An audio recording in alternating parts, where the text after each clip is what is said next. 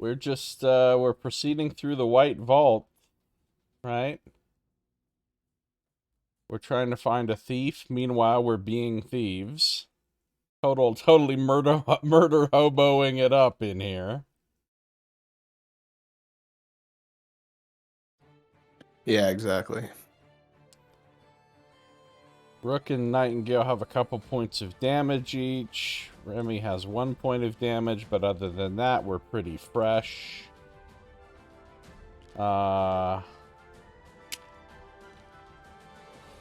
We've got a flank on Zeke that I want Rook to take when he gets a chance.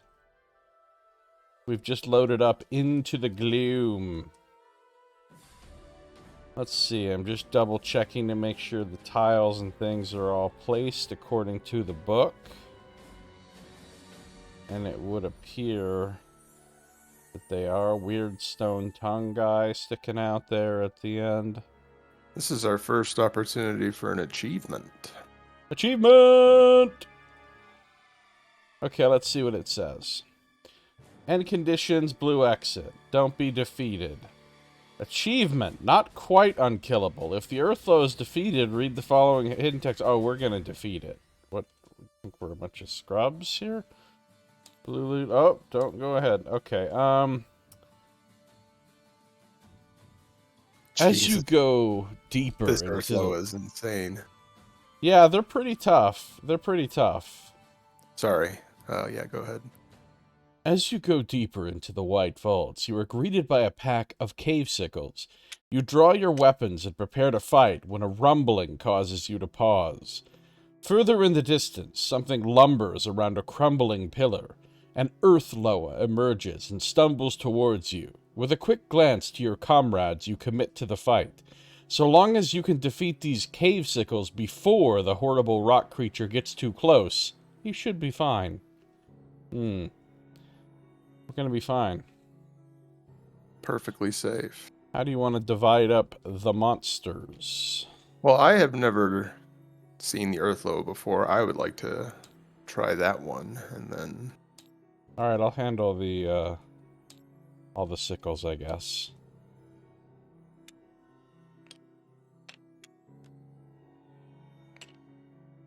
So let's throw these monster cards into the initiative order. I believe technically we're supposed to deploy our forces before we shuffle the initiative deck. So we have the 4 squares over on the left side there. How you doing, Fry Guy?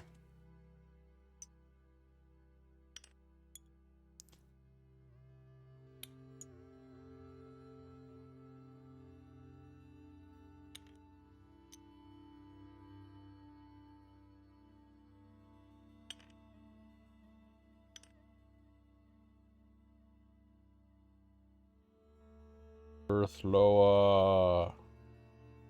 It's hulking. Oh, better look that tag up real quick. Means it cannot be moved by opposing abilities or currents. Ah, okay. It gives barrier to other allies. Notice it can push, and there's some pits on the map, so we have to be very careful where we're standing. Do not want to get pushed in a pit. Yeah.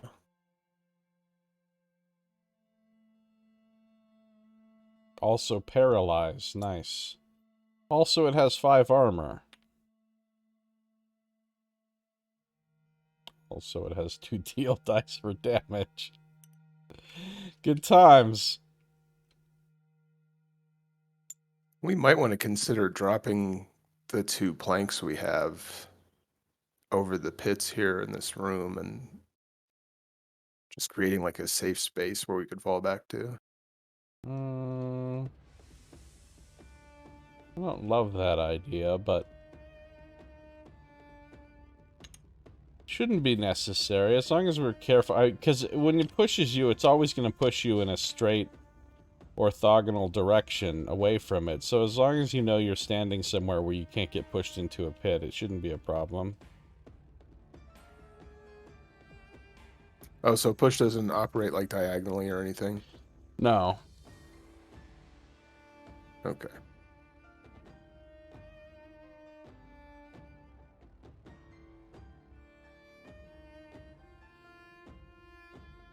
So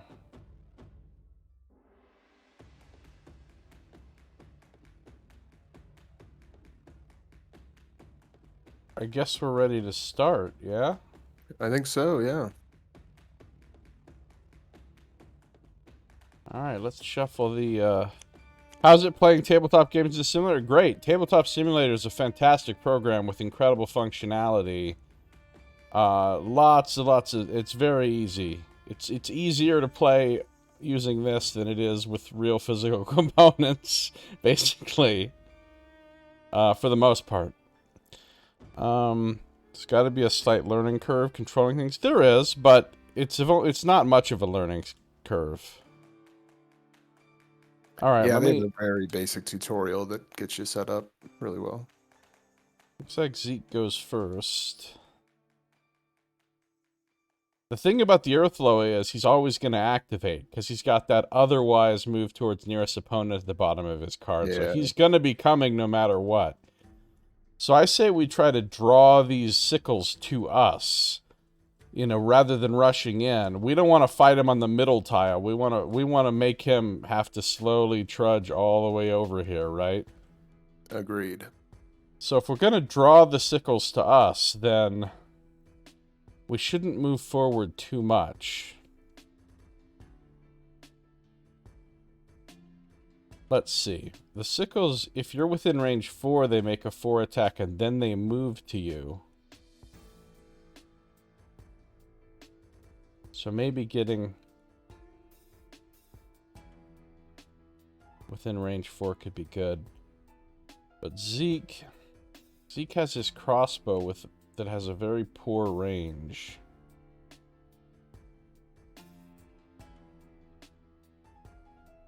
So he'll probably not really do much.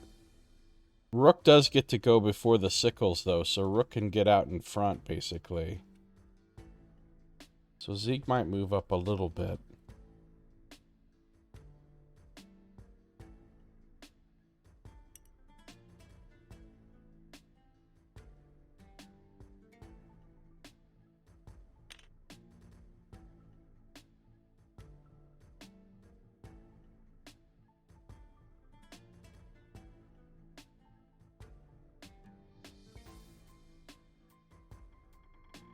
I'll just move to there. And he'll get his 2 heal tokens for this encounter. And, that's it. Oh. I could take the use thing off of the Cuirass because it's a new encounter. Nice.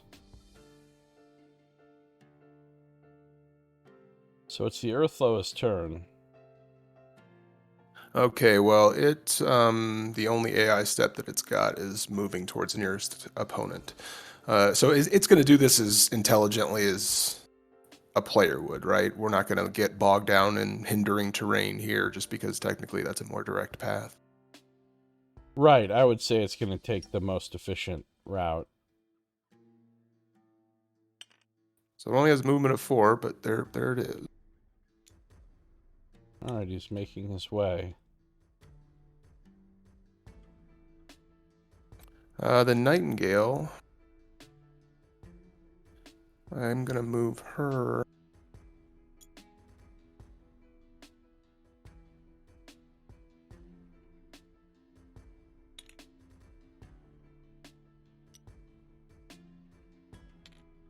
There. And then I'm going to activate her encounter power to give everybody a point of stamina. Stamina for everybody. You get stamina, and you get stamina.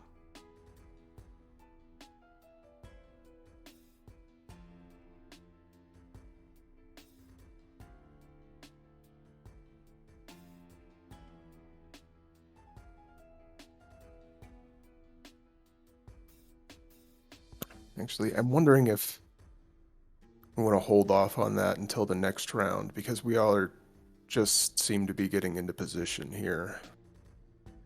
Yeah, holding off seems like a good idea. Yeah, let's do that. So you lose stamina, and you lose stamina. No one gets stamina.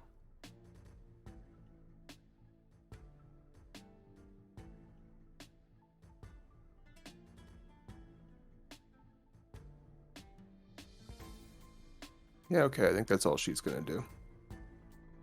And then for Rook,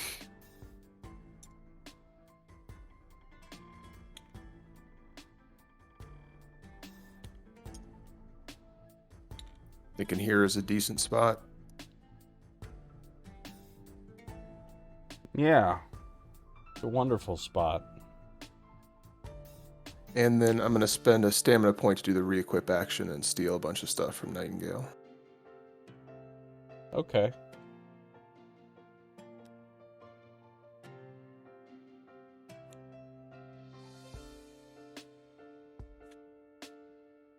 And that's it for him. So we're on to Cave Sickles 4 to 6. Cave Sickles 4 to 6, which is just 4. Opponent, can it move and attack an opponent within range 4? I'll bet it can.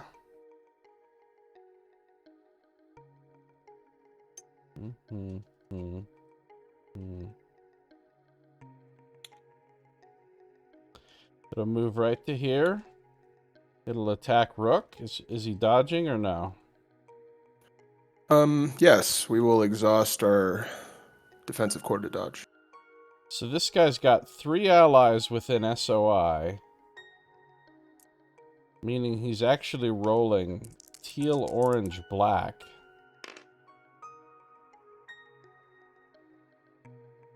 All right, and we are at 13 defense.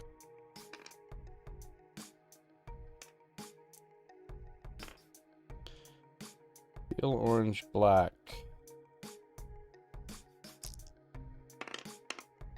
Oh no, that's a good roll. Your defense is 13? That's correct.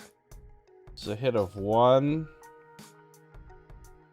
2, 3, 4, 5, 6, 7. 7 before armor comes off. Okay, so that's 3, which I will just take. I don't want to burn the cuirass with that Earth Lois still coming. Yeah, good idea.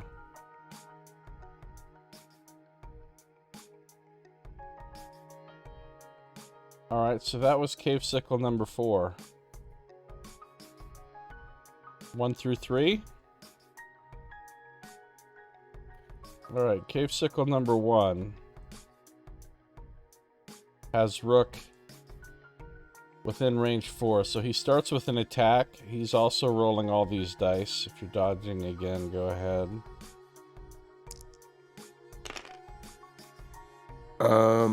Yeah, I think I've got another exhaust dodge item, so too many belts.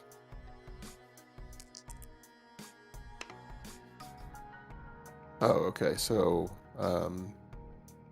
toughness of 14. That's a miss. Then he moves to be adjacent to the opponent with the most damage within movement range. I think that's going to be Rook as well. Yep. 1, 2, 3, 4. He moves up to Rook and he attacks again. Are you dodging this one? Let's use the last stamina point to dodge, sure. 'Cause this one might poison you, so this is a good one to dodge. Skull. Now he only has 2 allies within SOI, though. So he doesn't get to roll that teal die, at least. Or the empower die.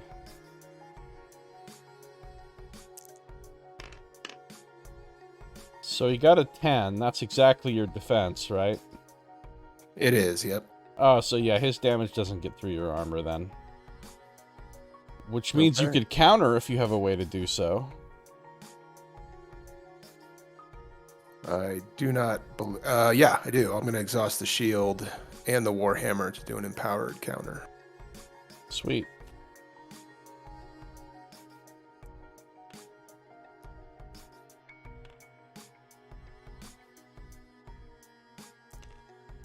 That also cancels his follow-up. If you counter it, it cancels follow-ups, which is nice. 8 is a hit, right? 8 is a hit, an even hit, yeah. Okay, so 4 damage. 4 damage. Cave Sickle, okay. So that's the end of that one's turn. The purple Cave Sickle. Oh gosh, wait, have we been ignoring a defense bonus that I get for being in hindering terrain? Yeah, actually we have been.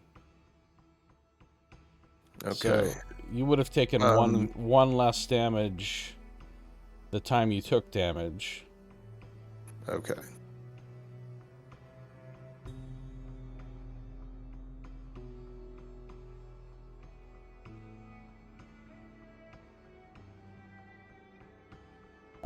Alright, so this one's gonna move and attack within range 4.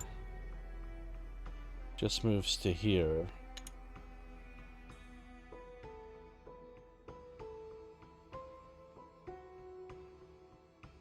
And it will attack Rook with all the dice. But it misses with the skull on the Empower. And finally, the orange sickle.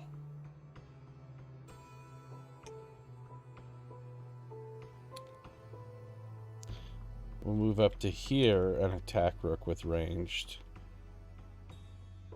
Gets a -2, 1 for the terrain and 1 for shooting through his ally. Misses.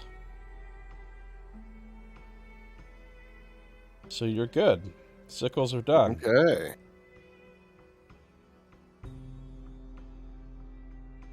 Remy's turn. Remy will move to here.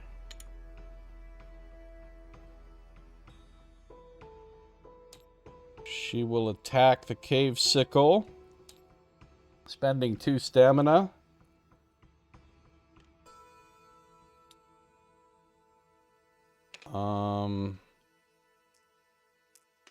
She's rolling 2 whites.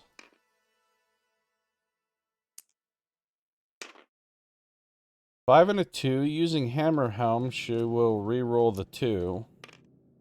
Okay, that's better. That one's almost dead, right? Yeah, that's gonna kill it. Yeah, that'll kill it. Okay. So red cave sickle comes off the board. And she's done. Alright, shuffling the initiative track. Nice. And Remy's going again. We start with Remy, huh? Okay, well... She's just gonna... go in, I think.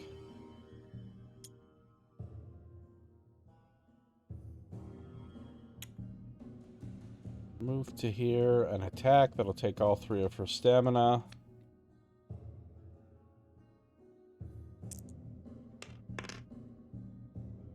Once again, she'll use Hammer Helm to re-roll the 2. There we go. It's a hit of 3. 4, 5, 6. Yeah, even without using the axe, that's enough to kill it, so... Cave Sickle purple comes off immediately. And that's all she can do. Cave Sickle's 4 through 6. Cave Sickle 4 now has opponent within range 4. It's obviously going to be Remy that gets attacked because of the initiative order.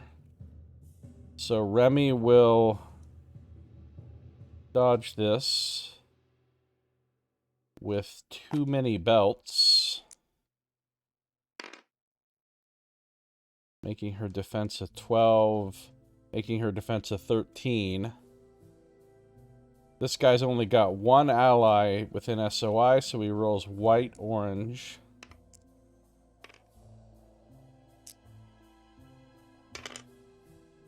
He misses. Then, move to be adjacent to the opponent with the most damage within movement range. That would actually be Rook. So he'll move, provoking a break attack from Remy as he goes by. So Remy makes her break attack. Oh, but she misses. There's nothing she can do to re-roll that. So the sickle comes through. Then the sickle is going to attack against Rook. Hold up. Oh no, this is an encounter. I can give you a reroll on... No, save it. Okay. This isn't critical. Save it for the Loa. So, attacking Rook, is he dodging or anything? He is out of ways to dodge. So, this is a simple white-orange. Miss. So, that's it for Cave Sickle number 4. It makes it Nightingale's turn.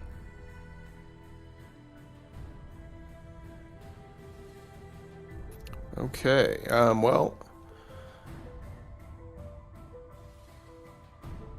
I'll regain some stamina. And then we'll start out with casting Euthanasia on Cave Sickle number 4. Okay. Its conviction is not great. How'd you do? 11. Unfortunately, he got an 11. Okay. So we'll try it again.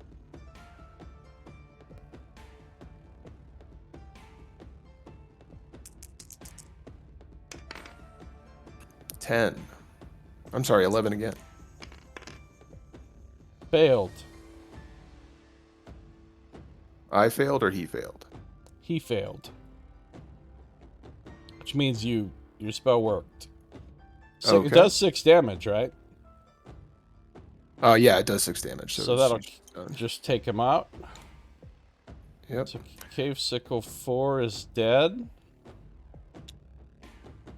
Which means you get a loot card. Draw a loot card. 6 gold. Cool. I still think there's going to be a better time for Ambitious than right now, so I will... Yeah, I'd save it for that. another turn at least. And that will be it for Nightingale. Rook. Yay, Rook.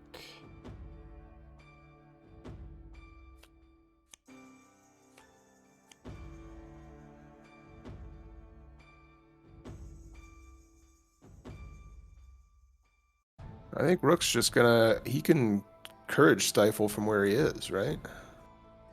Yeah. Then well, yeah, he can. Would it be a bad idea? Might have -1 for going through, Remy? No, not on spells. Okay.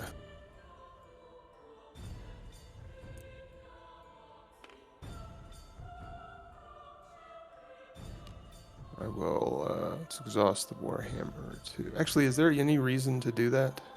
Is there any reason to empower a spell? I guess just you get the books or the +1s, but you don't buy damage. I'm sorry. My brain's a little fried. Yeah, you get the extra books for the extra force on the spell, making it harder for them to resist it.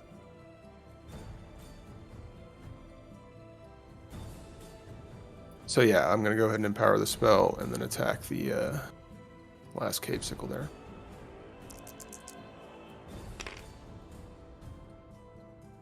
So 8. It I'm fails. sorry, not 8. More than that. 14.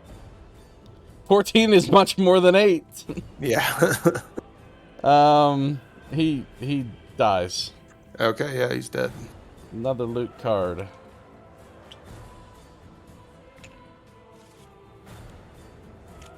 $5 gold. Cool. You're moving up, or are you staying where you're at? I like this position. Okay. Sounds Yes, good. but he is done. I think as long as the Earthflow is moving towards us, we don't get urgency tokens. Yeah, that's So that's it doesn't really matter how long we have to wait for him to get to us. We can sit here and everybody can build up to 5 stamina points by the time he gets here, which is also kind of nice. Yeah. Cave Sickles 4 through 6 are off of the initiative track. Cave Sickles 1 through 3 are off of the initiative track. Zeke's turn. Well, Zeke doesn't have a whole lot to do. So what he's going to do is just...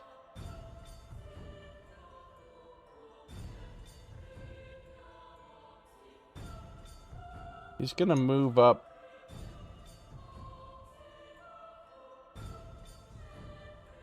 to here.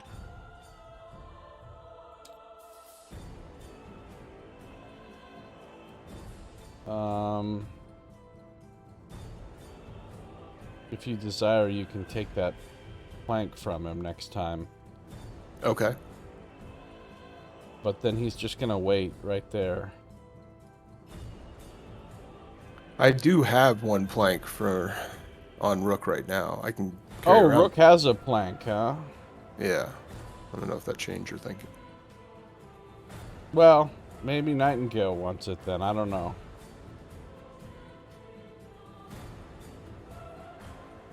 Maybe he'll move here then. Okay. Maybe Nightingale can take the plank.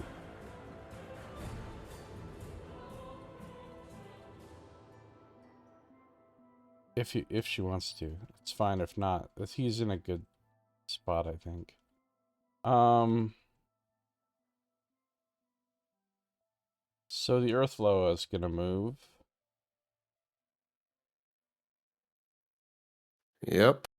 Rook is planks constant, huh, son? You ordered a vegan vindaloo. I'm not really sure. I'm not gonna lie to you.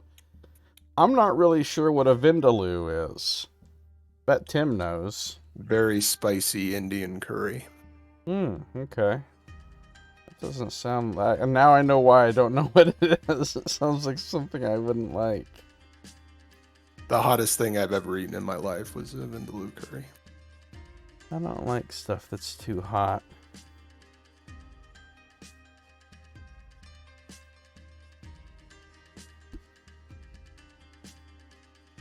Just looking up something about pushing.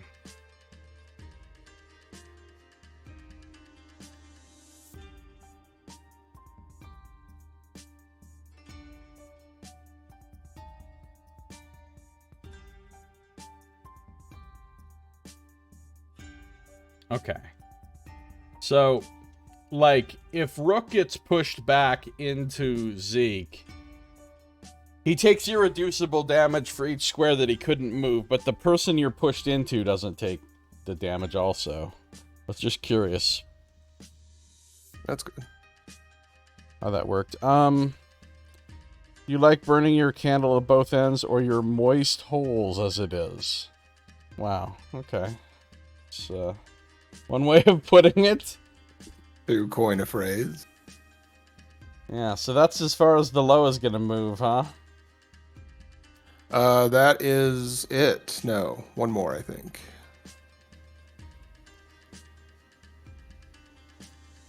No, that's it. Cool. And then I shuffled the initiative track, so it's Nightingale's turn. Oh, I see. Okay. Regaining stamina, I will go ahead and spend 1 to steal the plank.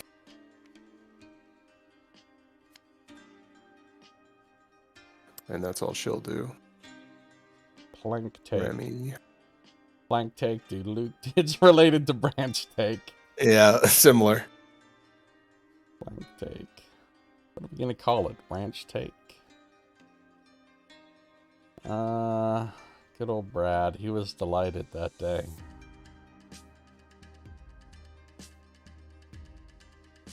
So Remy, well, she's gonna move back.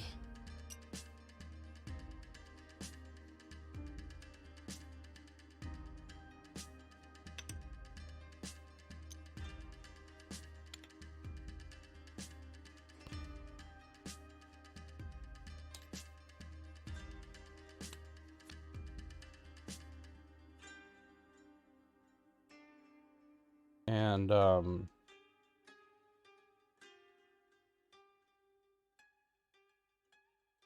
that's it.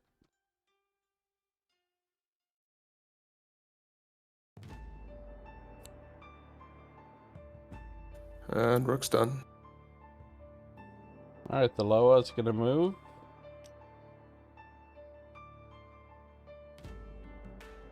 Okay, that's it. The Loa is attacking next round. Yep. It's gonna attack from reach too. Rude. So Zeke.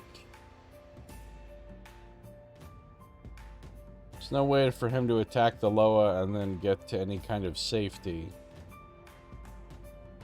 So he's gotta just chill.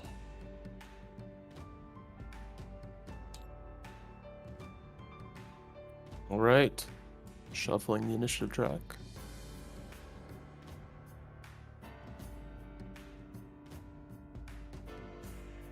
Starting with Remy.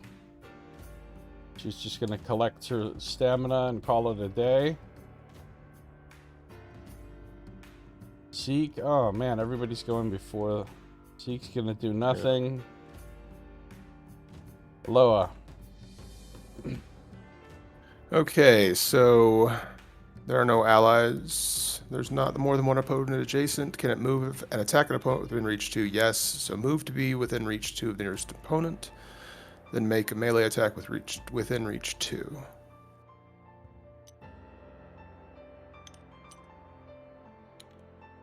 Okay, so the only person he can target right now is Rook. Yeah. God, he has 2 teal combat dice. Then there's a follow-up. So let's go ahead. Rook is going to dodge. Yeah, he is. Oh, and he rolls max dodge. Sweet.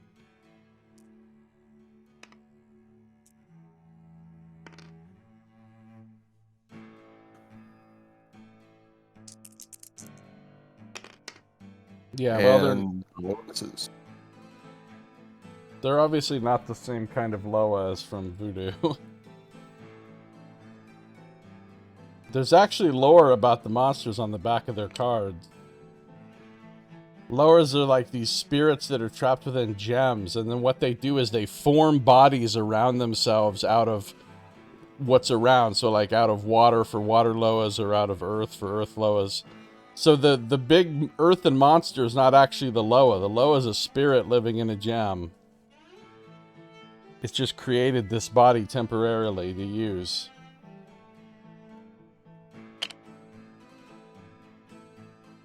Okay, his attack misses, so there's no follow-up. Correct. And you can't counter because you don't have reach. Right.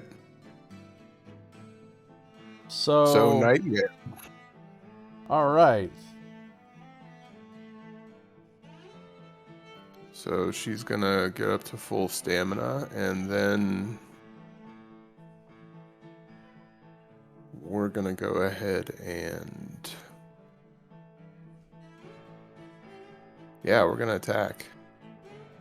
Go ahead and get euthanasia on it. This thing is not immune to wilt or condemn, which is nice.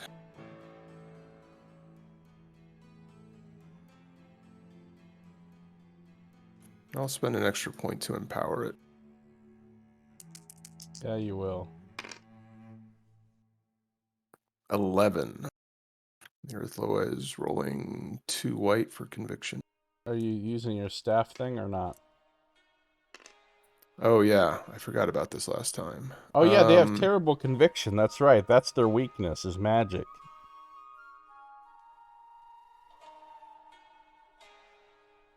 Okay, yeah, I will go ahead. Well, yeah, if you use it, you can't. Right. You could euthanasia a second time if you don't use it. Yeah. So Right, it's, I think that's a better course. yeah, makes sense.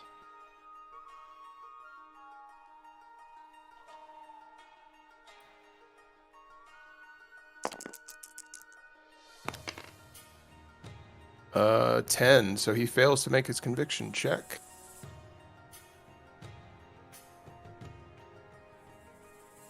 So he is inflicted with wilt and takes 6 magic damage. Nice. Wilt is really helpful against an Earthloa. Really helpful. Since everybody's going to be... Because that way, even if your attack bounces off his armor, you're still going to get that 2 irreducible. Everybody's going to get that 2 irreducible. Nice. Okay, and let's just see if this could be an extra special round, and do that again. Hashtag extra special round. Ooh! This might be an extra special round. Good so roll. That's going to be 13. Nightingale solos the Earthloa. So that is a hit as well for another 6 damage. And now has Condemn.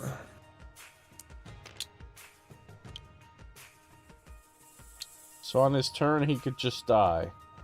Right. Which, if I hit with this one more time, I can trigger that. Basically trigger Condemn by hitting with the spell again. Yeah. And once you get fortune telling, you can just force them to row the skull, which is awesome. All right, so that's it for Nightingale. It's Rook's turn. Yeah, Rook, nice.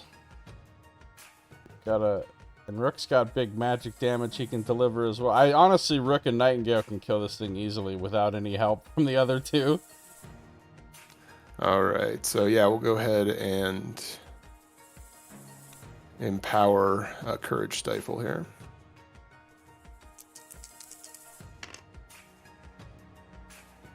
Okay, so that's an 11.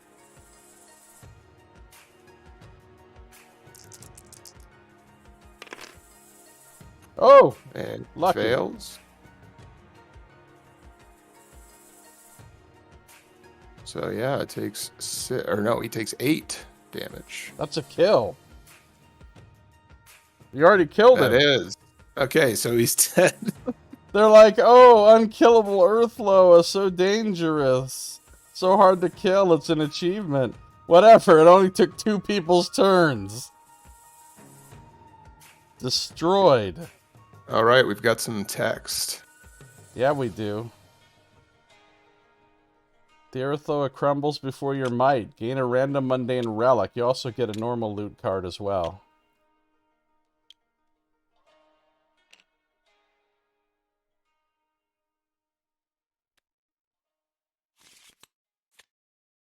Oh, unique loot. So, the unique deck is this deck right here. So just shuffle that This up one and here? draw it. Yeah.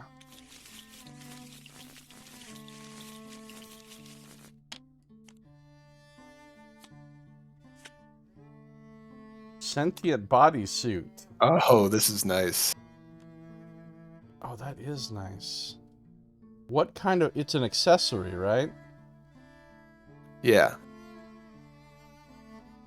So right now it just goes to your pack. Actually, when you pick up... No, yeah, you can't re-equip it without... You could use the re-equip action to put it on. if you want, but it doesn't automatically equip since you have something equipped there, yeah. But then in addition to that sweet piece of loot, heal 1 every the start of your turn. You also get the reward from the achievement. Oh, which is a random mundane relic. Random mundane relic.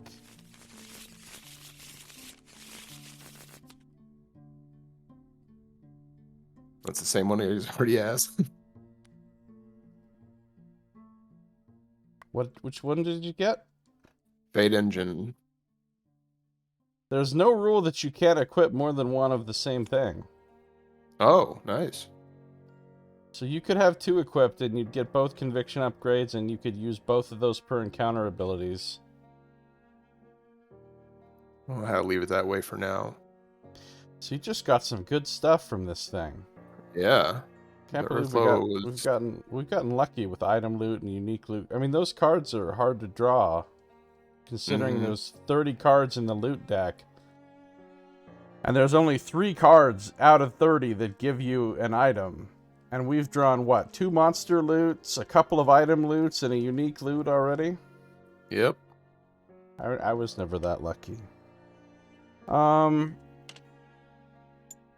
So we win. I mean, we defeated Deloa.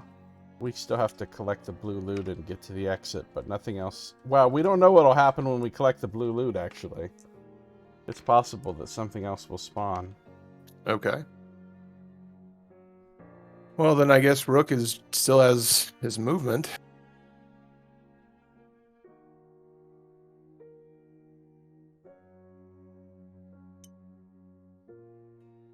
So I'll spend 1 to move there, and then another 1 is an encounter action to open the blue loot.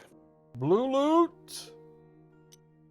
You find a pile of treasure. Gain 10 gold and 2 random consumables. I'll throw the gold on here.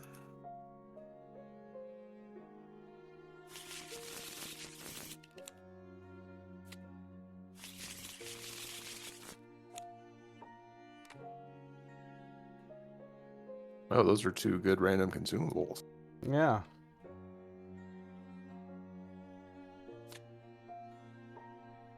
Remember that Rook can have 4 consumables equipped at once. Yeah.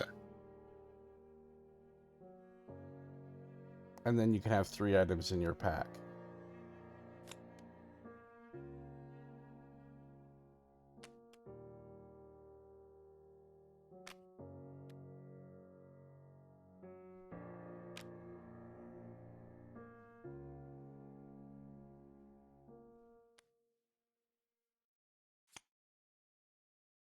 Okay, so now Rook is done. All right.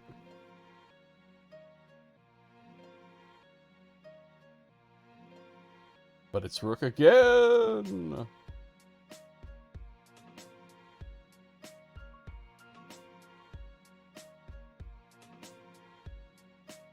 Okay, so he can get to the blue exit. I think we're good.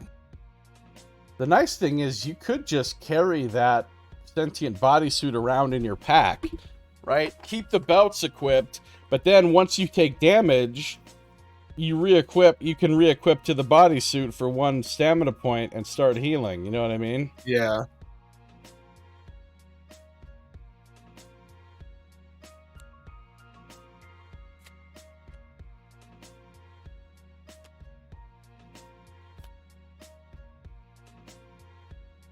So he moved and he's what is he done?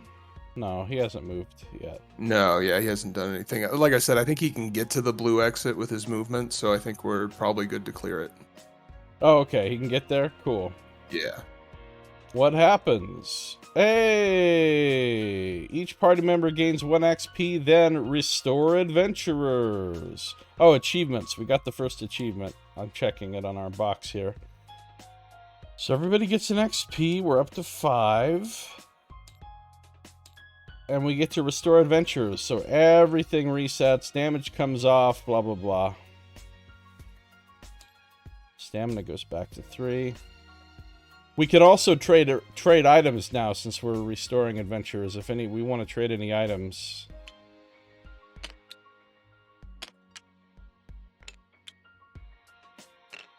I'm sorry, could you say that last piece again? We're restoring, so we can also trade any items freely between us if we want to at this time. Oh yeah, anything I've got that you've got your eye on? Did you want one of these fate engines somewhere else? Also, if anybody wants to use the bodysuit right away, I think I still like the belts.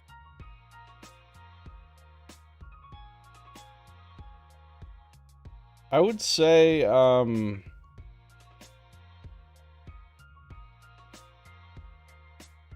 mean, Remy doesn't have a conviction upgrade yet. True.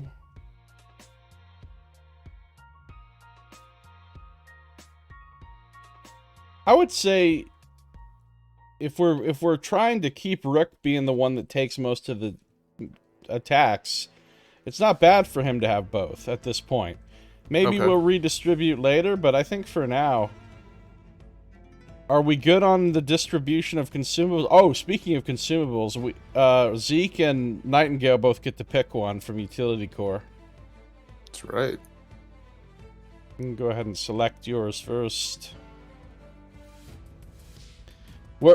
Fry Guy says, Rook worked hard for those items. Don't trade them for free. That's right. Gosh, we've taken we have all the magical bombs. Oh, no we don't. Weird. Bottle blessings. Bombs. Wait, did you find another bomb? Oh. What do you mean, oh? This so when you're looking at the deck and searching it, there's one MF Fortitude potion that looks like it's 19 cards in a stack. Oh. I do see that. I don't know why it's doing that. It shouldn't be. Okay, well, I'll just take the bottled blessing then. Okay. She's already got one, so if anybody else wants to hold on to it, we can give it to Remy, maybe.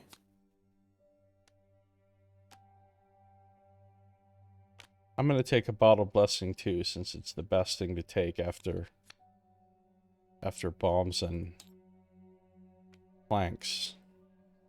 So now, yeah, we're getting deep in these things. So Remy's got a bottle blessing. I've got one extra one here on Zeke.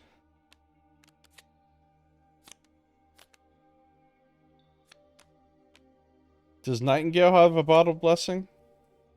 No. Does she want one? Yeah, I'll take one if there's an extra floating around. Oh, no, wait. I do have a bottle blessing. That's right. That's why I gave it to her. Does Rook have a bottle blessing? He doesn't. So, yeah, he can carry... He's got a slot in his pack. He can carry it. Let me have those throwing knives, and I'll give you that bottle blessing. Actually, I don't even need the throwing knives. You can keep those too.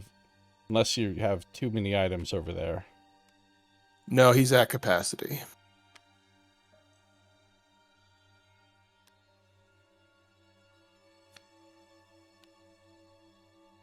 Alright, then give me those throwing knives. Taking those. It's better not to be at capacity, because if you're completely at capacity, then when you pick up an item, it has to immediately go to our stash and we can't access it.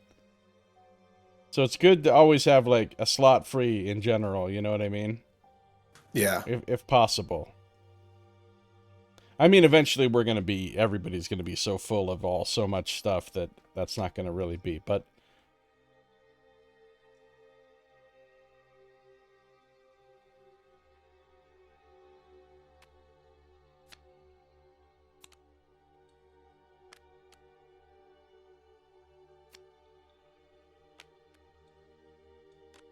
Alright, so we traded some stuff around, we're fine,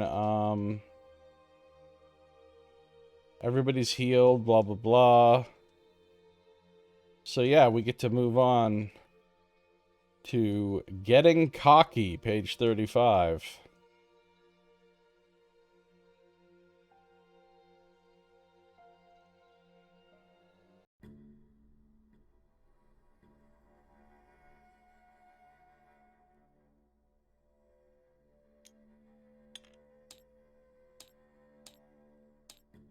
Oops, we have to move backwards to getting cocky, actually. Getting cocky. Where's that in the music? Getting cocky. I told you guys we were ready for this. Nightingale pushed aside the last of the monstrous remains. The sound of strange footfalls now moved away from them. We're like the best team ever. Pretty sure that deserves a round of high fives. Nobody mocked her enthusiasm this time. Expressions of satisfaction and pride were universal. Even Rook looked proud. I guess you were right, Nightingale. This wasn't such a bad idea after all. Remy returned Nightingale's grin. We're gonna be heroes. A strange pedestal. The creepy art.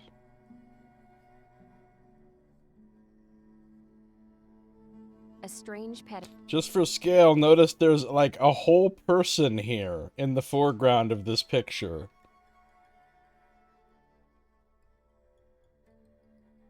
That is ridiculous. Nightingale gingerly picked her way through the hall, being careful not to make a sound. A pair of massive double doors blocked the way, made of wood so old it seemed halfway petrified. Someone was shouting from within.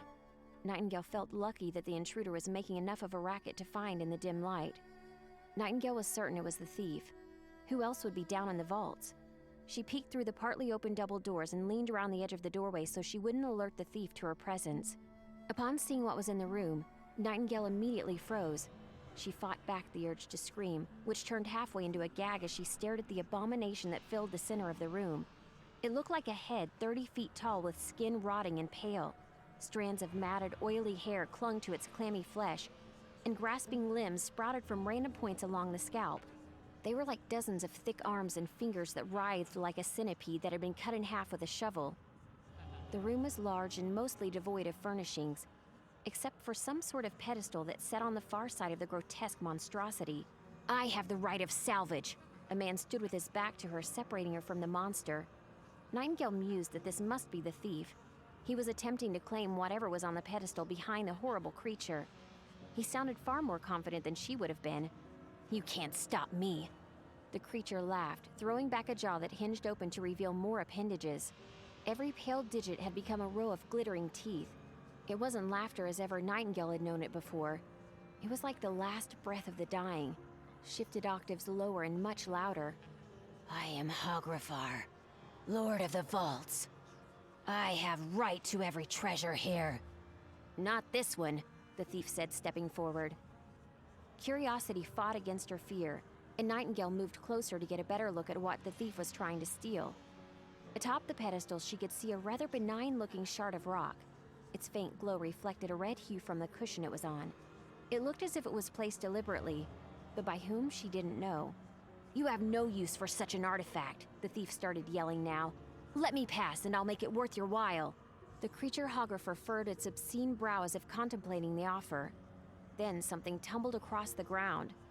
Nightingale accidentally kicked a stone across the floor, and the creature looked in her direction, its single gigantic eye fixing on her. Her heart seized in her chest as the monster's apparent amusement turned to anger. Coward! You couldn't face me alone? This thief is less than a worm.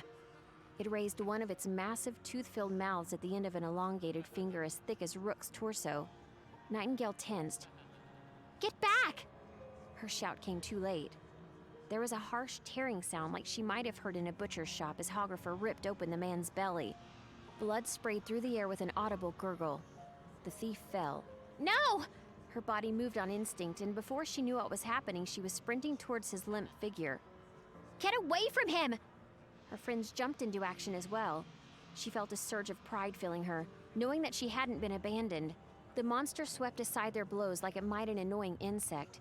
Their attacks slid like water from its hide without effect. Rook went slamming backward as a massive finger knocked the air from his lungs and sent him tripping over himself. Remy and Zeke weren't far behind, each sent flying with casual ease.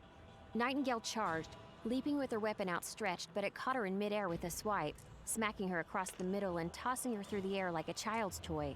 She was only dimly aware of striking the ground. Her weapon was sent spinning out of her grip as she slid to a stop. Behind her, the sound of cruel laughter echoed through the chamber. Nightingale didn't lie still for very long. She felt her tail twitch, her limbs spasming one at a time as she regained control. Gurgling breaths came from somewhere so close she could almost feel the heat. Nightingale fought the pain, forcing herself to sit up. The world was still spinning, but it was clear enough to see what had happened. The monstrous Hographer knocked her towards the injured thief. There was more blood than Nightingale had ever seen in her life. It pooled on the ground around him. The torn threads of his shirt mixed freely with the wound. For a moment, time stood still as she tried to process the image. She crawled weakly forward along the ground, reaching the thief. "I'm coming," she squeaked, her voice coming out in a slur. She clawed her way through the grime, fumbling through her gear with one shaking hand. "Damn you! Get away from me!" He coughed, blood pouring from his lips as he tried to shove her vainly away with one hand. "Get away!" Nightingale ignored him. The man was obviously in shock. He didn't know what he was saying, and there was no chance she would listen.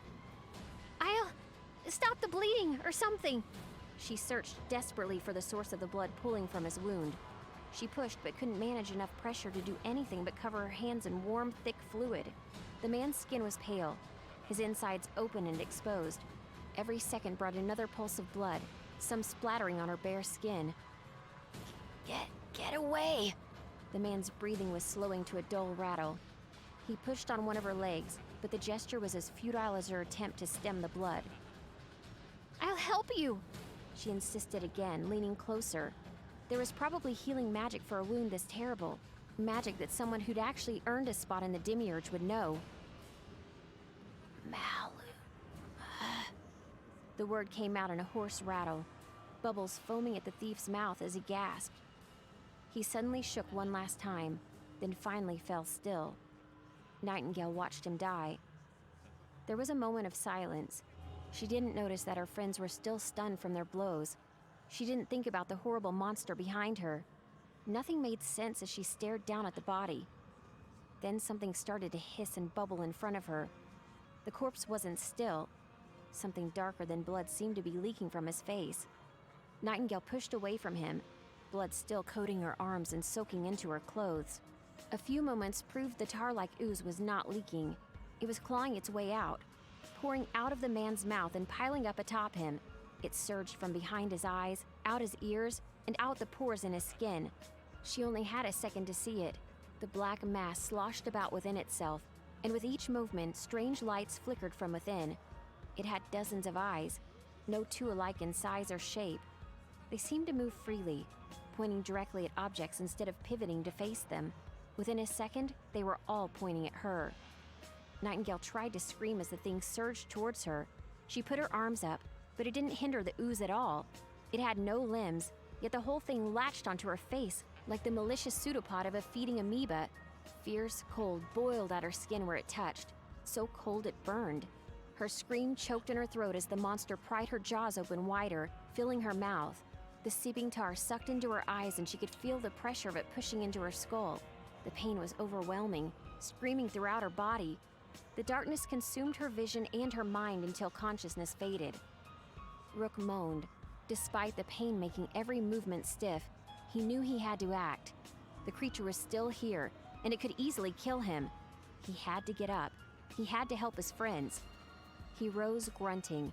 In the darkness, his surroundings seemed to blur, yet one shape formed before the others. It was Hographer, looming in the murky shadows. Far worse, it was holding Nightingale in the air by one of her horns. Rook couldn't speak, instead fumbling for his weapon. He didn't dare do anything sudden, lest he startle the monster into killing his friend. Hographer held Nightingale very near between two grotesque fingers, inspecting her closely.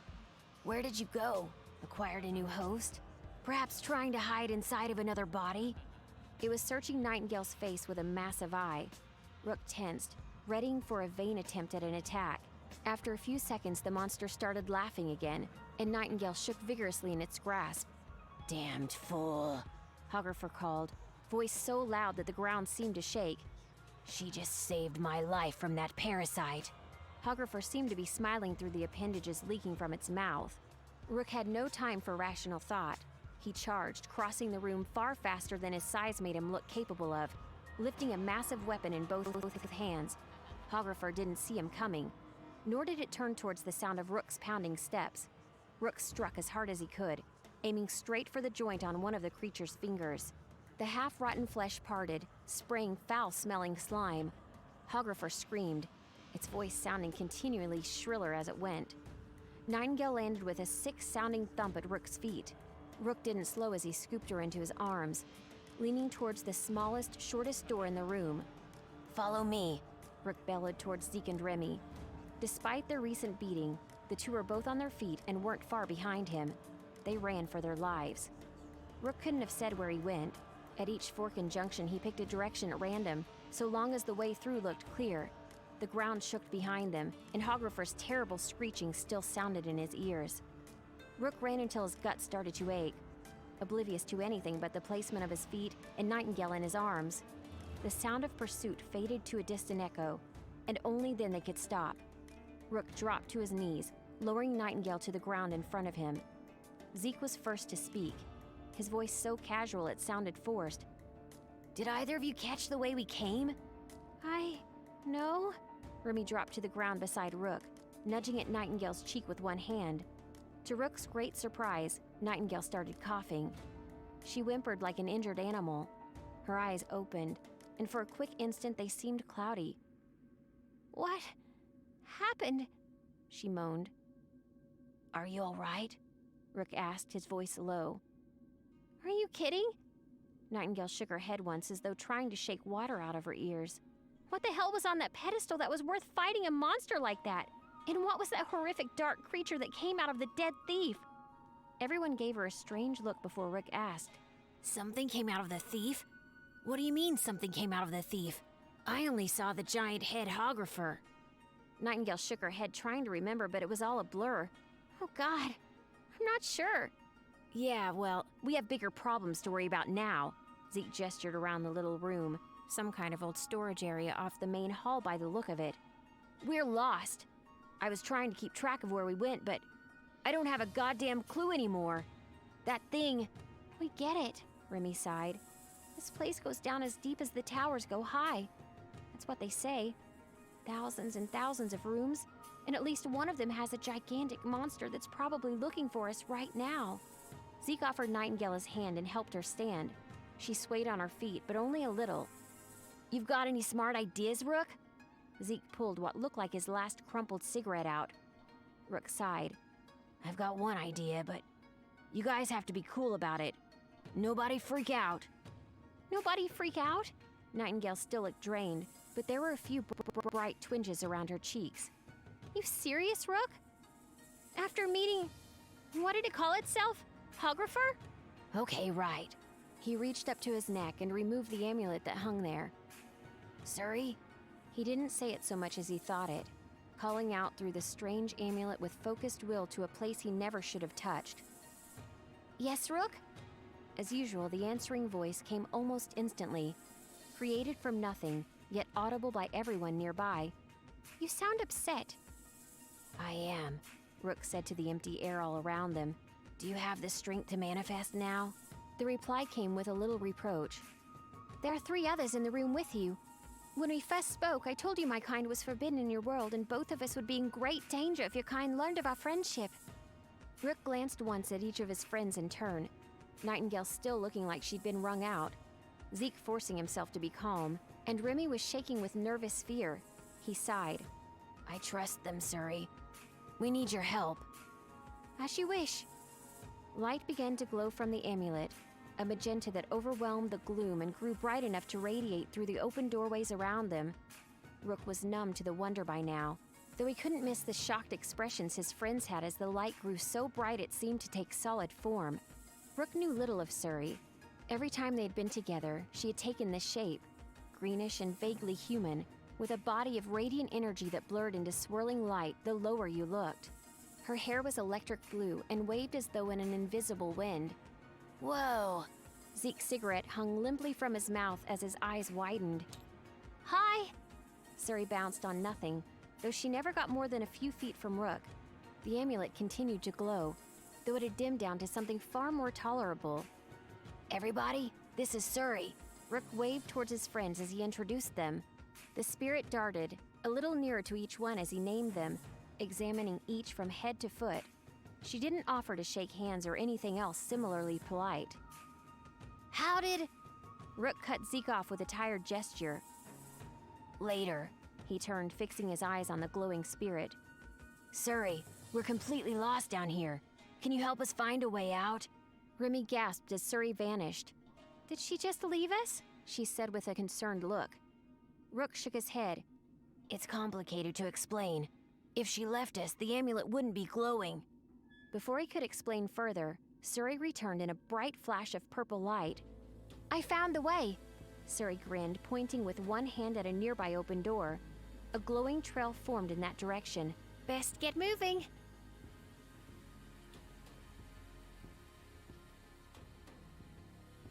So, the story takes a way out. turn here. The tone sort of changes.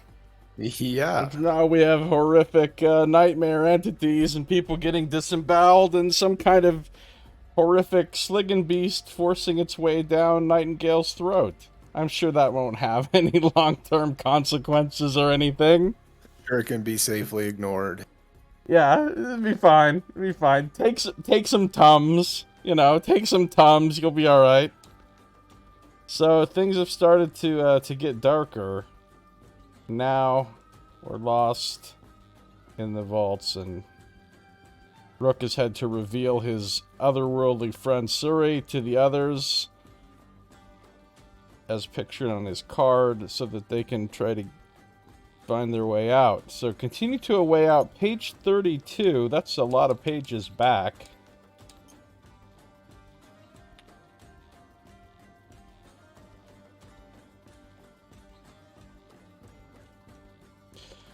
Tim just got eaten by a gloop of Sliggins. Yeah, well, or forced to eat a gloop of Sliggins. More like kind of 6 of one and half dozen of the other, I guess. Some mutual Sliggin eating. Your friends are good at this. Suri glided along in front of Rook as they made their way through the ruined halls. It seemed the closer they were to the surface, the more it crumbled away, eaten by time and air, and corroded into crumbling metal or chalk-like rock. Yeah, Rook still had a weapon within reach if he needed it, but wasn't holding it ready anymore. So far, they had managed to avoid anything that might try to stop them from leaving the vaults. In fact, they saw nothing more dangerous than occasional stray vermin. It seemed the lesser creatures of the upper vault had learned to stay away, probably due to Hographar's nearby presence. Thanks for the directions. We'll have to bring a map next time we go exploring, Remy said. Maybe next time we can pick somewhere safer to adventure. We could help innkeepers deal with the rats in their basements, maybe. Inquiry? Suri didn't meet Remy's eyes so much as she watched her wings. Do the mortals of this realm routinely invoke the help of skilled professionals to get them out of minor problems they could have solved on their own?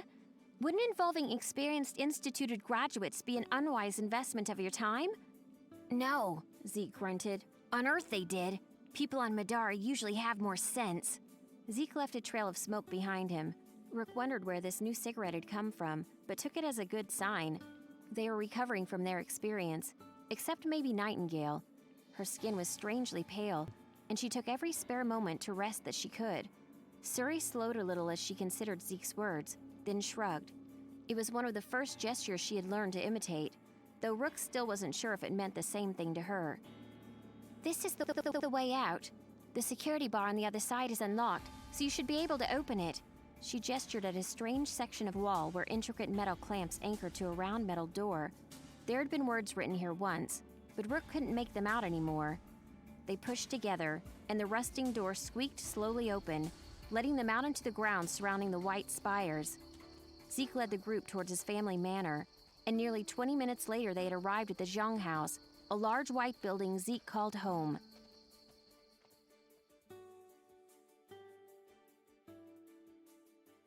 Strangely appropriate audio glitch. A dark passage. Before we do the next part, I want to take a super fast 2-minute break. Stick around, stay tuned, don't touch that dial. I'll be right back in just 2 minutes. Hashtag super fast.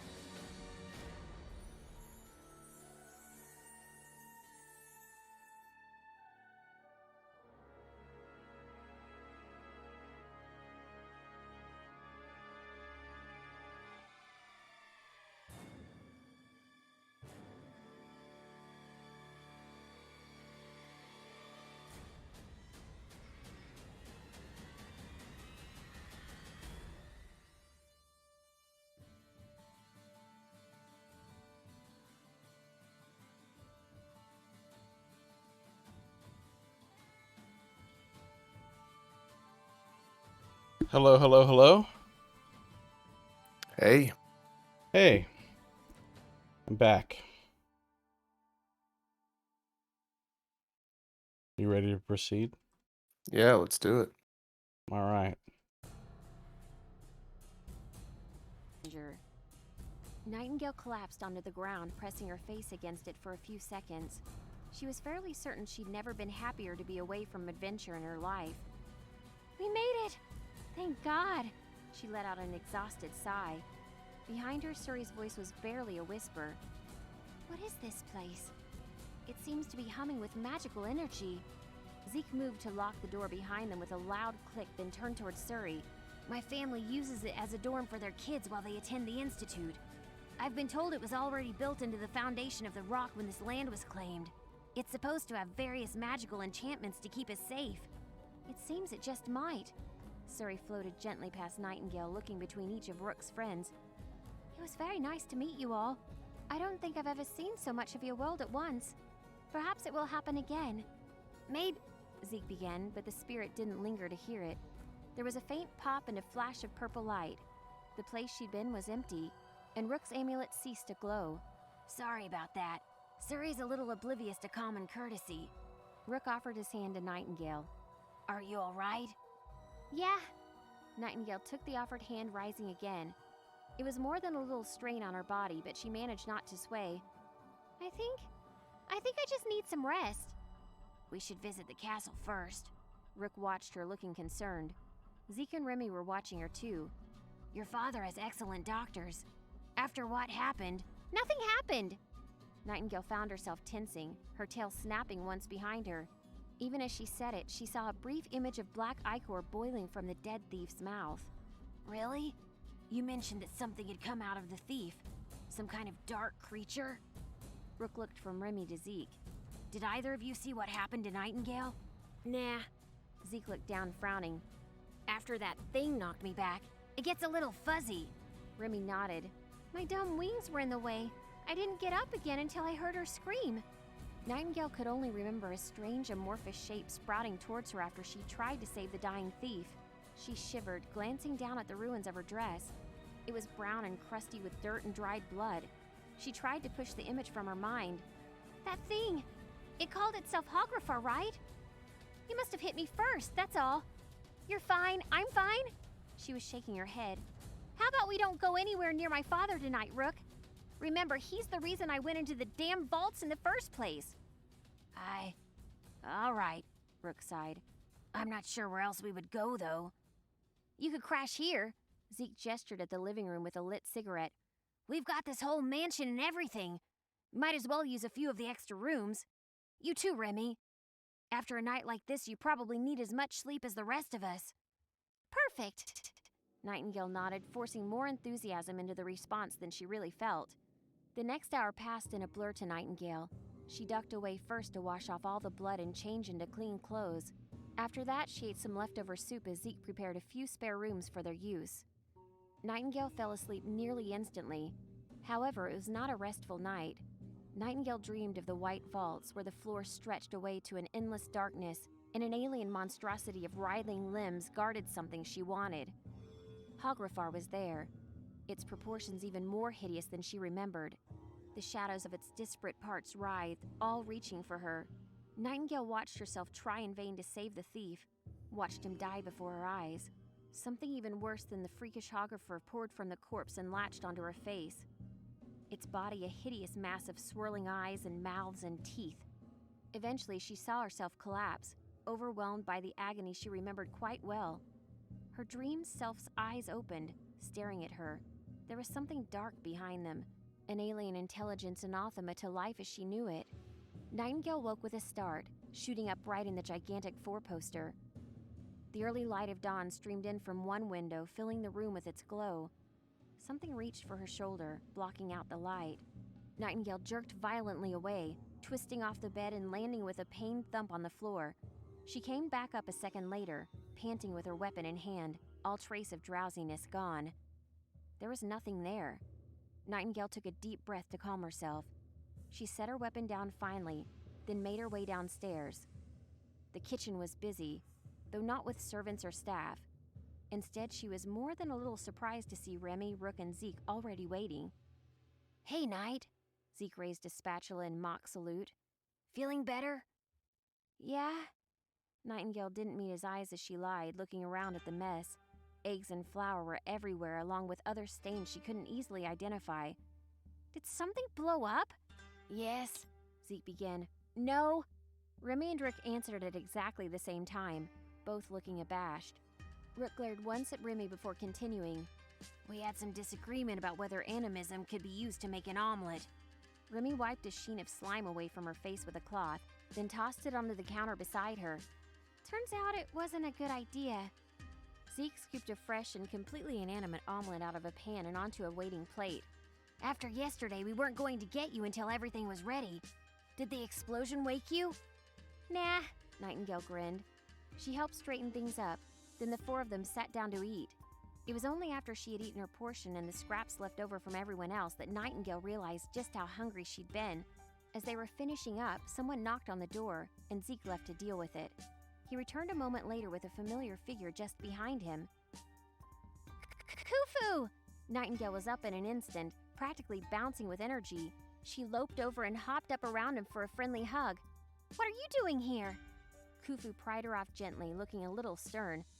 "Your father sent me. You're urgently needed back at the castle." He looked between them. "Zeke, you've been called for as well." Zeke and Nightingale exchanged a worried look. Khufu ignored their exchange. "You're the new knight, right?" Khufu had to look up a little to meet Rook's eyes. "You too." "Oh, you guys are so screwed," Remy drolled with a worried tone.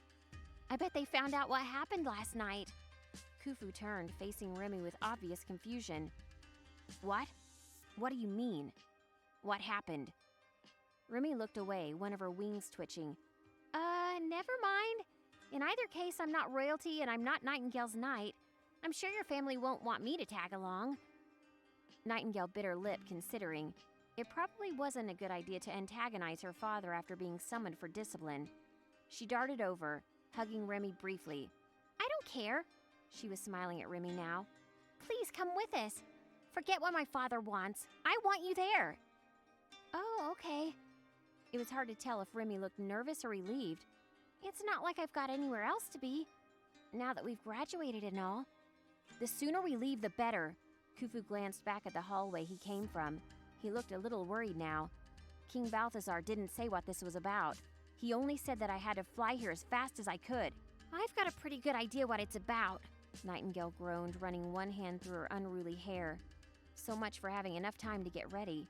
"Let's just go. Waiting for him to get even angrier isn't gonna make it any better." Uh-oh. The Somebody's arson- in trouble. Being called for discipline. Feel like after an antediluvian Lovecraftian horror forces its way into your body, getting like chewed out by your dad is a much lesser concern. One would think. Continue to the Arson Castle, page 42. However will we find this section? Oh! It's right here. Same page. Are you ready? I'm I'll have to go through the book sometime, but is there a way to access the Arson Castle section without going through a dark passenger? Like, what weird sort of turn of events would lead us here? No. I don't think so.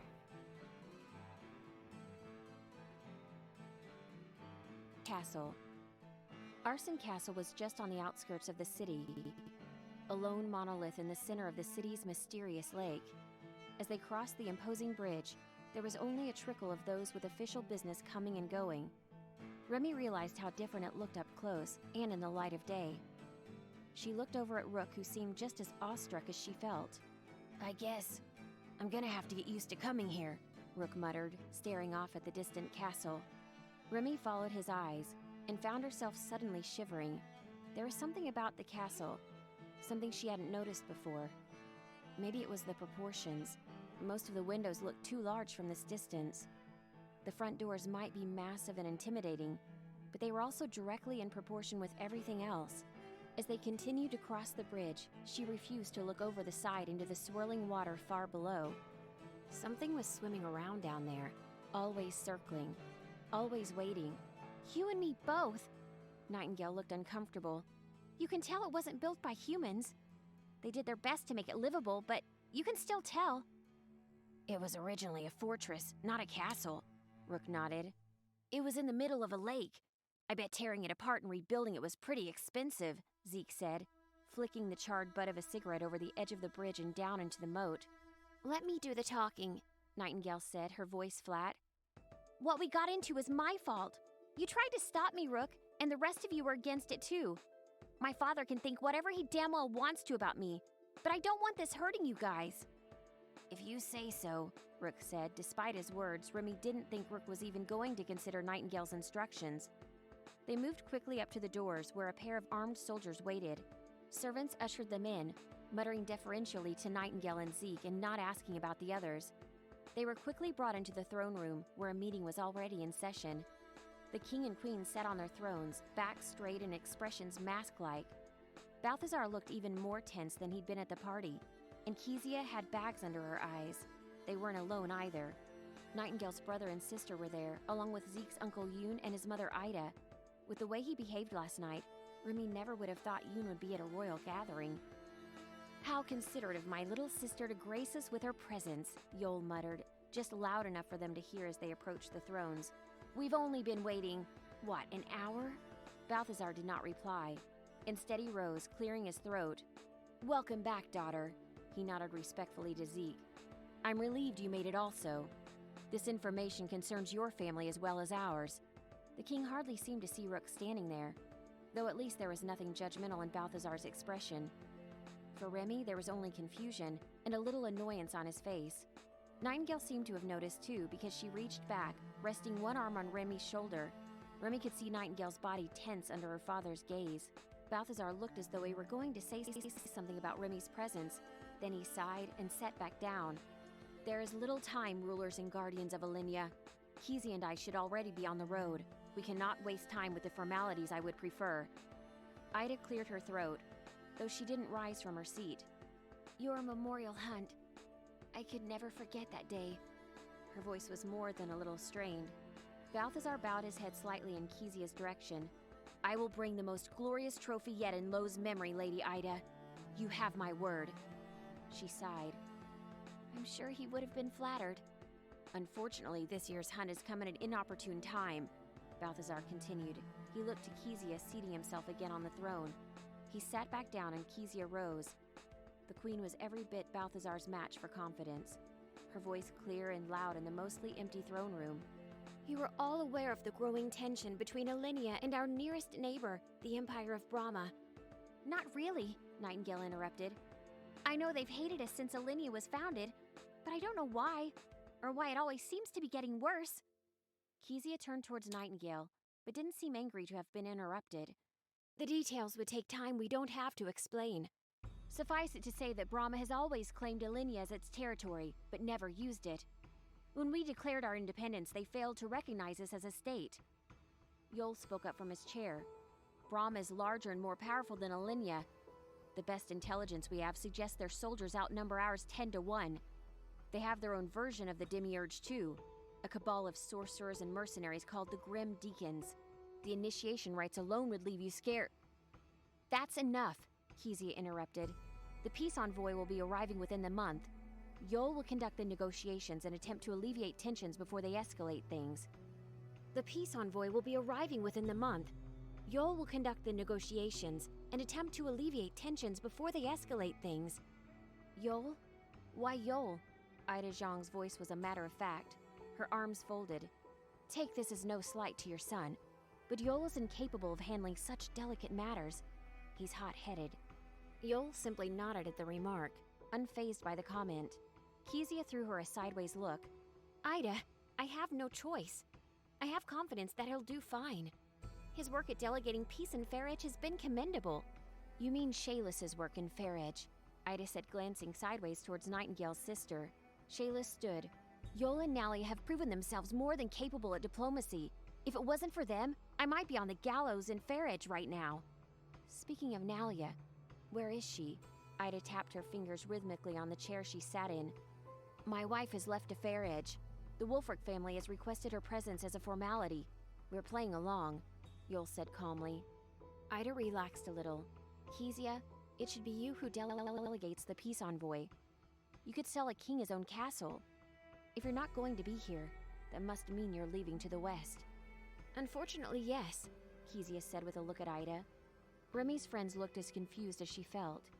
Remy looked between the two noble ladies, trying to read whatever silent conversation had passed between them. We don't have high hopes for the negotiations.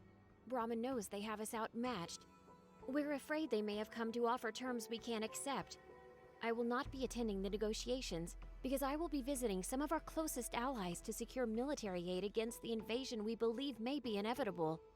Kezia will travel back to her parents' house in the far west. The Lucera family will aid us if the worst were to transpire, Balthazar said. I expect the rest of my family to be in attendance when the Romanian delegation arrives. He turned, glancing to the little cluster of chairs the Zhongs had pulled together. And as many of yours as can be available, Lady Ida. My son has Alinia's best interest at heart, but lacks the wisdom that comes of experience. Balthazar rose to his feet again, resting one hand on the hilt of the sword at his waist. Should Yul be killed, the succession will pass to Shaelis, then to you, Nightingale. May there be no need. Why am I here? Nightingale asked, and Balthazar paused. We keep our business private, he said. But you've graduated. You're part of the family now, Nightingale. That means you're part of our meetings from now on, too. Did you think politics was all about running our city? Prepare yourself, daughter. We fought for our kingdom, and we'll likely be fighting to keep it. He turned, offering his hand to Kezia. She took it, rose, and glared down at them. I expect all of you to be on your best behavior while we're gone. Nightingale nodded and watched as a retinue of soldiers followed closely behind her parents as they left the room. Remy found herself out in the courtyard of the castle. Together, the group watched from a balcony as King Balthazar departed in an extravagant carriage. Zeke was smoking again, though he looked a little uneasy. Sometimes I wonder if going through the advancement made all of us lose our minds. Nobody realizes because we're all just as crazy. He looked away. Lo was my dad, but if it were me, I'd still put the memorial hunt on hold if it seemed like my kingdom was going to be invaded, you know? Must be an important hunt, Rook muttered. I'm not going to assume they don't know what they're doing. I guess there is more to it. I don't care what nefarious things my dad does on his lame hunt. I don't want to think about politics or war or any of that. We need to be more positive. Nightingale waved at the retreating carriage. Zeke raised an eyebrow. More positive? Like, how if everyone dies, you become queen? What? Nightingale put a hand on her hip. No, you dolt. I mean that my dad is gone. She still looked pale, yet some of her original energy seemed to be bubbling back. We graduated yesterday. We're full citizens of Middara. There's a whole world full of adventure out there, and the only one who might stop us is riding off in that carriage. Zeke nodded. I've meant to get out into Alinea proper. What's the point of being able to leave the Institute if we spend all our time at home? My family left me with some cash as a graduation present. Mine did too. Nightingale seemed to be getting more excited by the moment. I bet if we pulled it, we could have enough for new gear for all of us. Alinea's always been a hub for adventures. I bet we'll find some great stuff. Nightingale and Zeke pulled out small pouches and began counting how much gold they had. Nightingale's excitement was infectious. Even Rook's mind started turning. She seemed rather determined to get herself into danger on a regular basis. Some new gear might be just what he needed to be a better knight. Could be fun, he agreed. And when we're done? Nightingale hardly even seemed to hear him. We'll have everything we need to finish exploring the vaults. They all stared. It took a moment to realize what she was suggesting. Are you sure that's a good idea? I mean, Zeke said through a billow of smoke. We got the whole monster mash after us last time. Hographer probably hasn't forgotten about us. Rook cleared his throat. I admit I was curious last time, but we've seen it now. It's out of our league. Psst. Nightingale waved a dismissive hand, her tail swishing about behind her. We were just unprepared the first time. Think about it. Now that we know Hographer is down there, we can be much more careful. I haven't been able to stop thinking about what was on that pedestal. Whatever it was has to be epic. I mean, some real purple color loot. I'm down. Remy's voice was so quiet it was almost a squeak. They all turned, Rook frowning. She cleared her throat, then continued. I mean, we'll have better gear. It's not like we couldn't get away from Hographer last time. Yeah! Nightingale embraced Remy, wrapping one arm around her shoulder. Rimdog gets it! Zeke extinguished his cigarette along the railing, flicking the butt over the side. It's a stupid idea, but I guess I'm down. After we spend some time in the city first. Yeah, buddy! Nightingale yelled as she slapped Zeke on the back. Then she turned to Rook. You don't have to come, she began. I know my father made you a knight, but I'm coming. Rook didn't wait for her to finish. We'll probably need Suri's help again to find our way around. And you wouldn't have her help without me there. That's more like it, Nightingale's grin returned. But first, let's go shopping. Okay, so her family's kingdom is in peril. They're going to have to fight for securing everything that they've ever earned up to this point. And step number one in that is to go back to a place that we know is extremely dangerous, but we don't have to go to just because we're curious. We might get some good loot. Yeah. This does not seem like a good plan. I know. The king was like, make sure you stay here. You're needed when the delegates come. And she's like, fuck that. Let's run off and do some dumb shit. Important affairs of state, no thank you. As you can see, we receive a very small amount of gold because we have earned so much XP. How much XP have we earned? Well, we have 5 each, plus the 3 that we've spent, so we've earned 8. We've earned 8, and that means we don't get very much of this welfare gold for the people that somehow failed all the encounters. We've got the low stimulus check. Okay. So we get 10 gold, plus we've got... Oh yeah, we also need to restore this. So 105. So the 105 goes down to 0. And the 105 gets 10 added to it. I added that the 10 to that already. Oh, so the 105 already includes the 10. Okay, yeah. So we're at 129 gold. And we have 5 XP to spend. And we come to our first story round. The story rounds are when you can shop and train. And then you can take, like, side quests and stuff. We're at the city of Alenia. Nice. So first things first, shop and train. We can spend gold and learn disciplines with XP. And also trade anything among the party members and party stash. The store contains all the normal mundane items for sale, and it also contains 1 random mundane unique item. So I'm going to draw... This thing is for sale. It is a shield called Bone Shaker.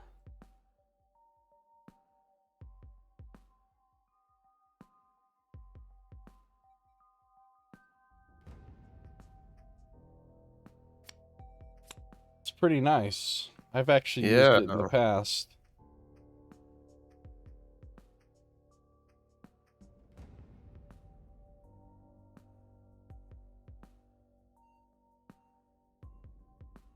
So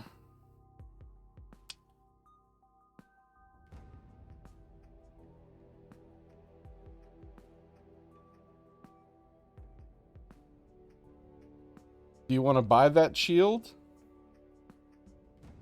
I think so.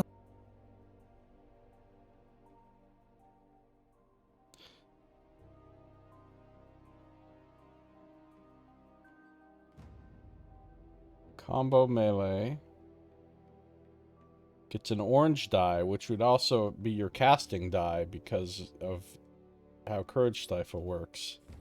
So what is finesse? Because if you look it up in the tags, it just defines it using the term. Finesse just means if you have the proper combo, you upgrade your fighting die from the base die printed on the card to that higher die.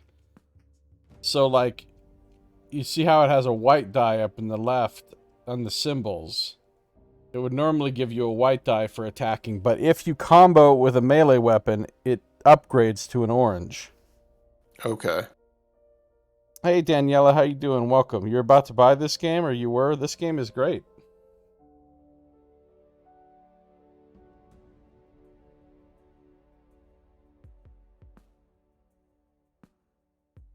So this doesn't look like we're in a situation of dual wielding shields just yet, but yeah, I do think I want to replace my Well, you shield can with dual that. wield shields. You don't have to, but it is actually a possibility.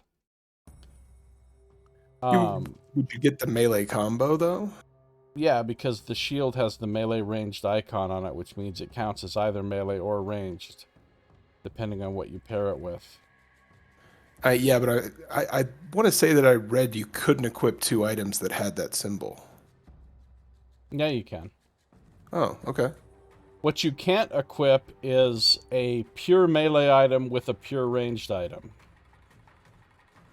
So you couldn't, like, have the Warhammer in one hand and a hand crossbow in the other. But when you have the symbol that shows melee and ranged, you can combine those with anything. Okay. Oh, really? You came into Discord to say hi to me a week or so, but you're AFK? I didn't see any... I don't pay that much attention to Discord most of the time, unfortunately. I mean, the upside to comboing those two is you get...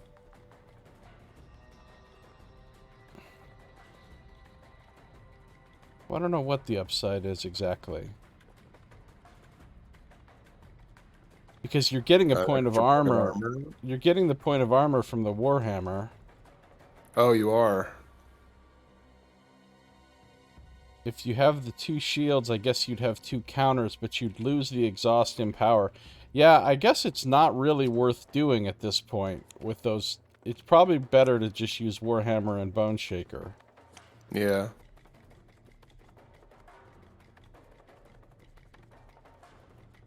And the other shield we could either hold on to in our stash or we could sell it. Yeah, we can sell it. That's fine. Do you get all that gold back, or? No, you only get a fixed amount per the rarity of the item. It's only 5 gold for mundane items. But if nobody's going to use it, we might as well get that 5 gold. So we've just spent 40 and gained 5. So we've spent 35 out of 129. That means we have 94 left.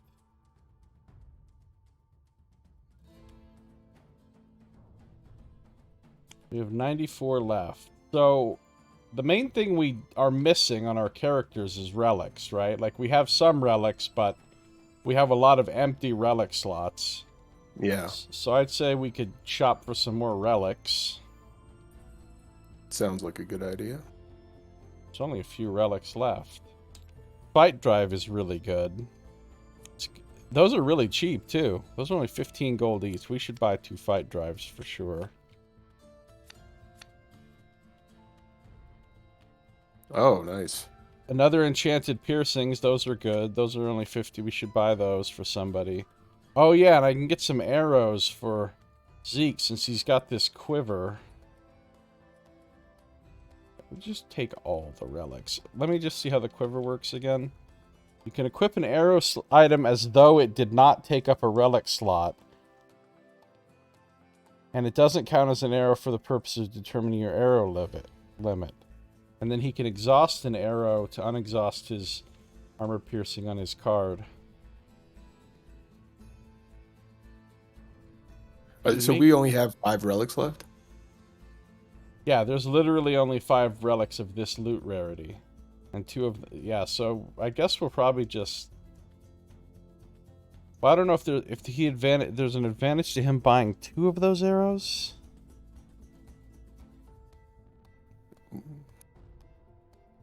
I mean, if you make 2 attacks in a round, you'd be able to ignore the dodge twice. True. And then he can exhaust the arrow to unexhaust his crossbow. I think we'll just buy one, though.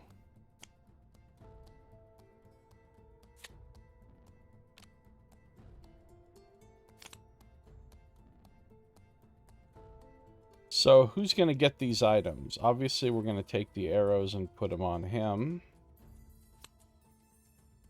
I don't think Nightingale would really take either of them. She's already got an enchanted piercings. Yeah, and she's not often at a place where making an attack is anything.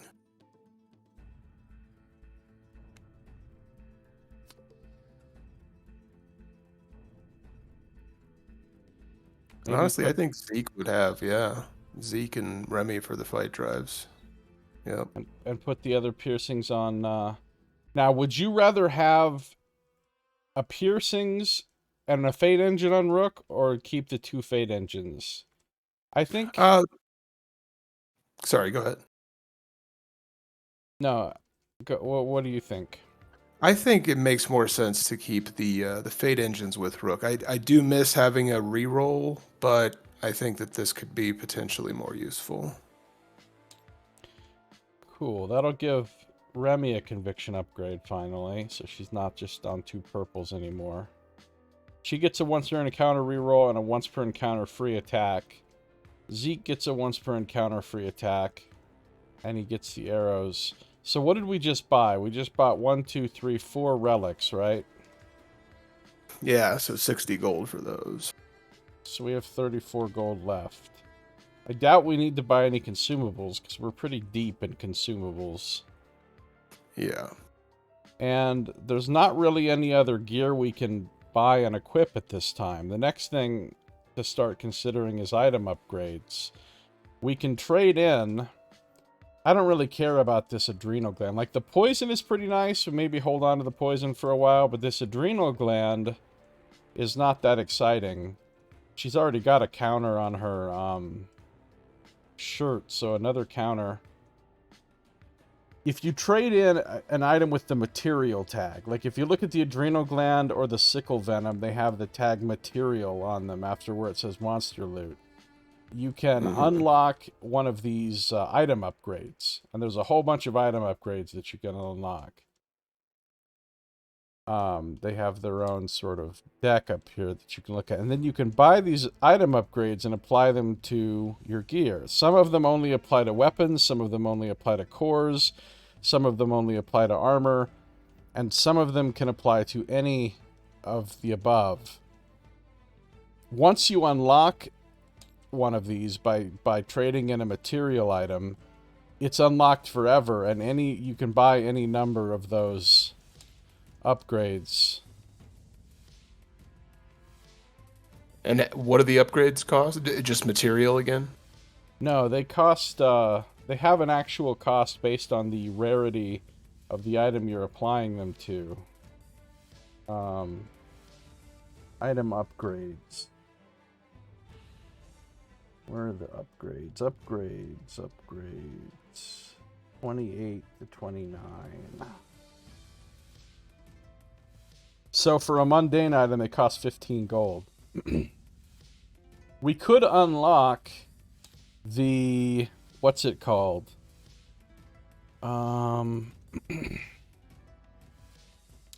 Bulky is a nice one, because you put it on your armor and you get another point of armor.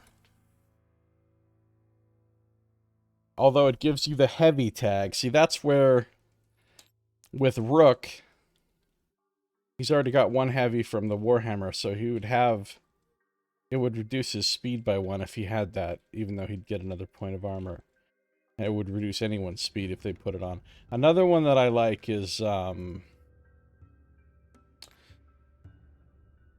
Another one that I really like is Ethereum, which is a universal upgrade, which means anybody can put it on any of their items. Well, not any of their items. On any of their items that can have an upgrade, which is both weapon slots, core, and armor. So any of those 4 items, you can put Ethereum on there for an additional point of movement speed. Yeah. Yeah, I saw that. I like that. I guess bulky would also be an option for dual-wielding shields eventually. Yeah, I think that's why I ended up dual-wielding shields on Rook on my other playthrough, because I put bulky on his armor and I didn't want him to have heavy twice. Yeah. I also like glowing. Which one is glowing? It's the passive SOI increase. But I don't know if we're about to start running into items that do that, so maybe this could quickly become useless. I think in the next loot tier, you can get a relic that does that. Okay. The thing about these two to consider is the fact that they don't transfer to your new item. So when we level up our loot tier and we start replacing these weapons and armors and stuff, essentially the money spent on those upgrades is lost. You have to re-buy the upgrades for the new items that we purchase. Right. So there's also something to be said for simply not buying any upgrades on the lowest loot tier, and just saving the gold. So I've just sort of presented you with a bunch of ideas, and now you can tell me what you think you'd like to do. Well, I think for now, I generally agree. Just having played through a little bit, like I know we're going to be replacing items quickly once we upgrade, so I wouldn't really put item upgrades on any mundane items. That being said, we can unlock the upgrades and then take advantage of them at any time. So I'm fine with just waiting until it seems like maybe we'll have more of an idea of what will be the most useful. Okay. So let's not do anything with item upgrades for now, then. What is this? What is this card here? Where's the... Oh, that's because it's part of the monster loot, and I had just pulled it out, so we didn't have to go hunting for it the next time we fought a Gavaden, I guess. Yeah. How do you... That's how you do it. So there's really nothing else for us to spend money on at this point, then, unless we're buying more consumables, which I don't think we need to do. No. We're almost at capacity. So the other 34 gold we can just hold on to. Now for XP, we can all buy another discipline.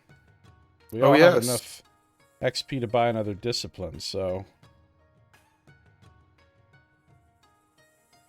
Now, the XP costs are 3 plus the number of these things that you have at that same level. Yeah, so to buy another first level discipline costs 4 now. To buy a second level discipline costs 5. So you could buy a second or a first, depending on what you qualify for. You know, to buy a second, you have to have a first in that same tree already. Right, okay. But that means, like... And I didn't pull out... Like, these stacks that I made here... You know, again, there's all the ones that I didn't pull out. There's lots of disciplines to choose from. I didn't pull out... I mostly just pulled out level 1s here and just a couple of level 2s. Like, the level 2s that I thought were, like, way super the best. So... Yeah, like, I think I'm going to pick up fortune telling. Fortune telling is good. It's so good. I mean, it's only once per encounter, but basically it's a guaranteed kill once per encounter. Right.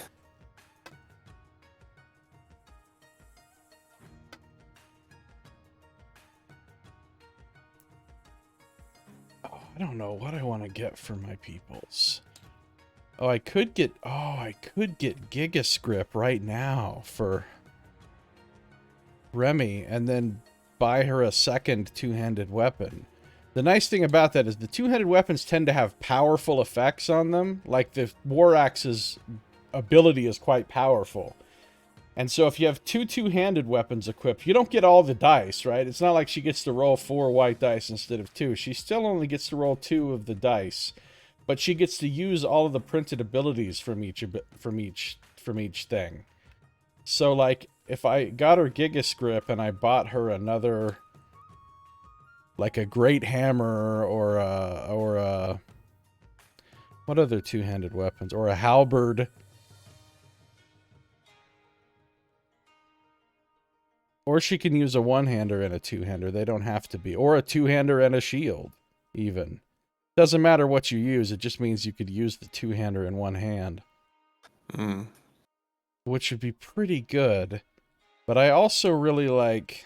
There's a lot of these abilities I like. That's why I pulled all these cards out. Because I like all of them. I love Forebode. Forebode's amazing for anyone. There's nobody that Forebode is not good for. Right. Because it's just an extra reroll every single round. The familiars are great. I think I do know what I'm going to get for Zeke, and that's going to be magic armor. So he can put barrier on people, and he'll start with Rook every single fight, so that Rook will have, 5 armor instead of 4. 6. And then, wait, what? How much armor do you have now? Wait, I may have jumped the gun on adjusting it. I think you jumped the gun. I think the gun was officially jumped. Gun jump. Gun jump, doo-doo-doo-doo. Yeah, I think you so only we still have just 4. 4. So he'd have 5 with magic armor, which means his Courage Stifle would then do 10 damage. And he can put barrier on somebody every single round, so after a few rounds, everybody will have barrier. So I like that one, and I'm going to take it for him for 4 XP.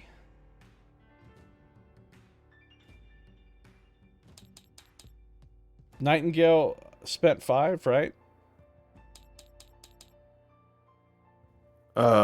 She did, yeah. Okay.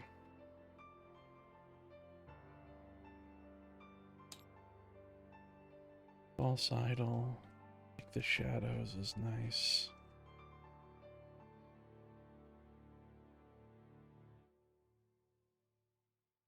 Quick Blow. Quick Blow is good. Chains of Command is nice.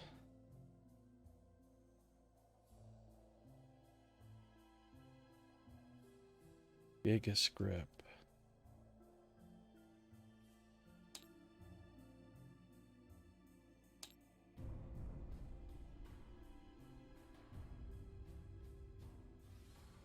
Some real good ones for Rook are in Sanctus. But also the other one. The problem is a lot of these are so good for, like, no matter what kind of character you have, they're good, right? Like, yeah. Yeah, I like that Nirvana's Mark a lot. Yeah, Nirvana's Mark is nice. Aspect is one of my favorites. Yeah, I think I wanted to take one of the aspects for Rook. Yeah, him being able to get into position is really nice. So Rook spends 4 XP. So if Rook spends 4, he's got 1 left. He's going to take Aspect. Yeah. So he gets a point of movement passively for that. And now he can move through water, through difficult terrain, through allies. None of it will slow him down. Which will be great.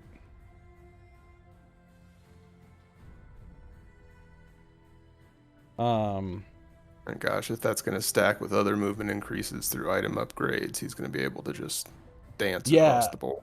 Yeah, my characters are like super mobile in my other game that I was playing. I had multiple different things that added to movement speed. And I think I had one character with a movement speed of 10.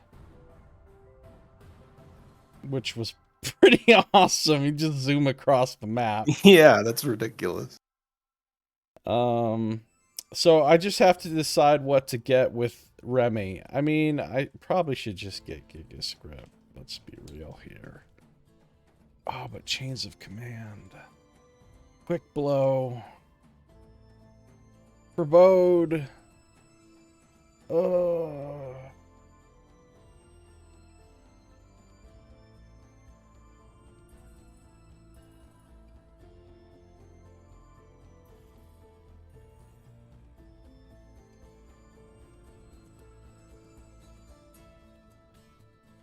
I'm just going to get Gigas Grip because I like it.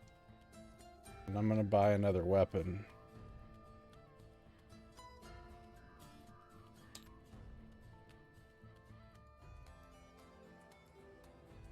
Combo with light. No, I don't have a light to combo that with.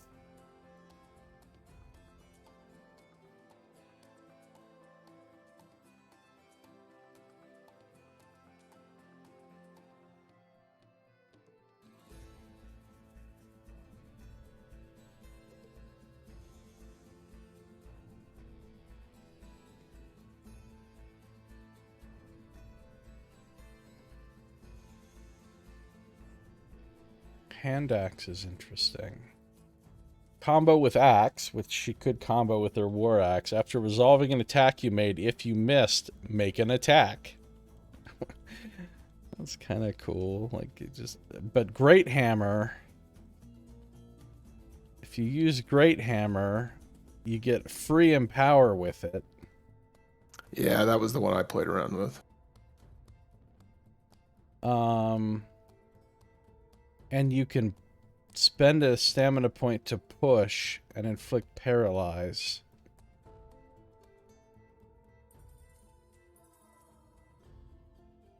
What else could she combo with her?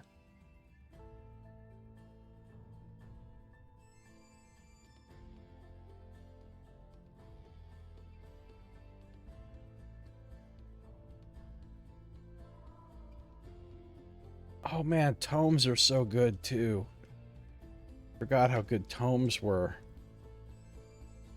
Yeah, I had a difficult time bouncing back and forth between tomes and staff on the caster. Yeah, well, and I think on my other save of my other campaign, Nightingale's got 2 tomes and the staff, and she keeps the 2 tomes in her backpack.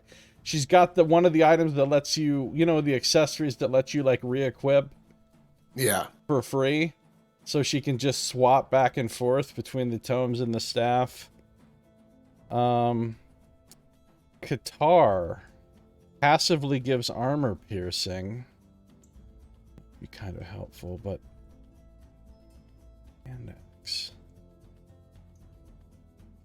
Oh, she could have a warhammer, but she wouldn't get the combo.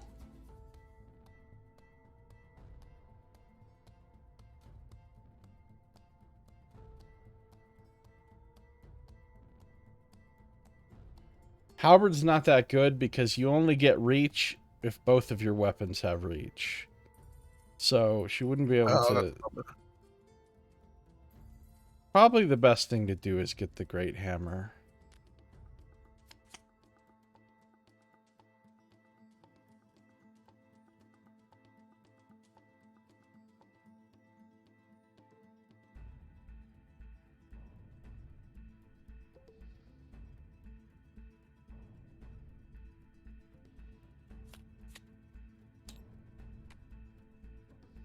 Alright, I'm going to buy this Great Hammer.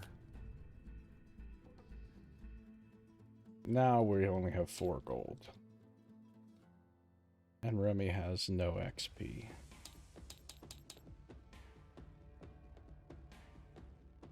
Rook still has 1 XP left. Zeke still has 1 XP left. Remy's dual-wielding 2-handers.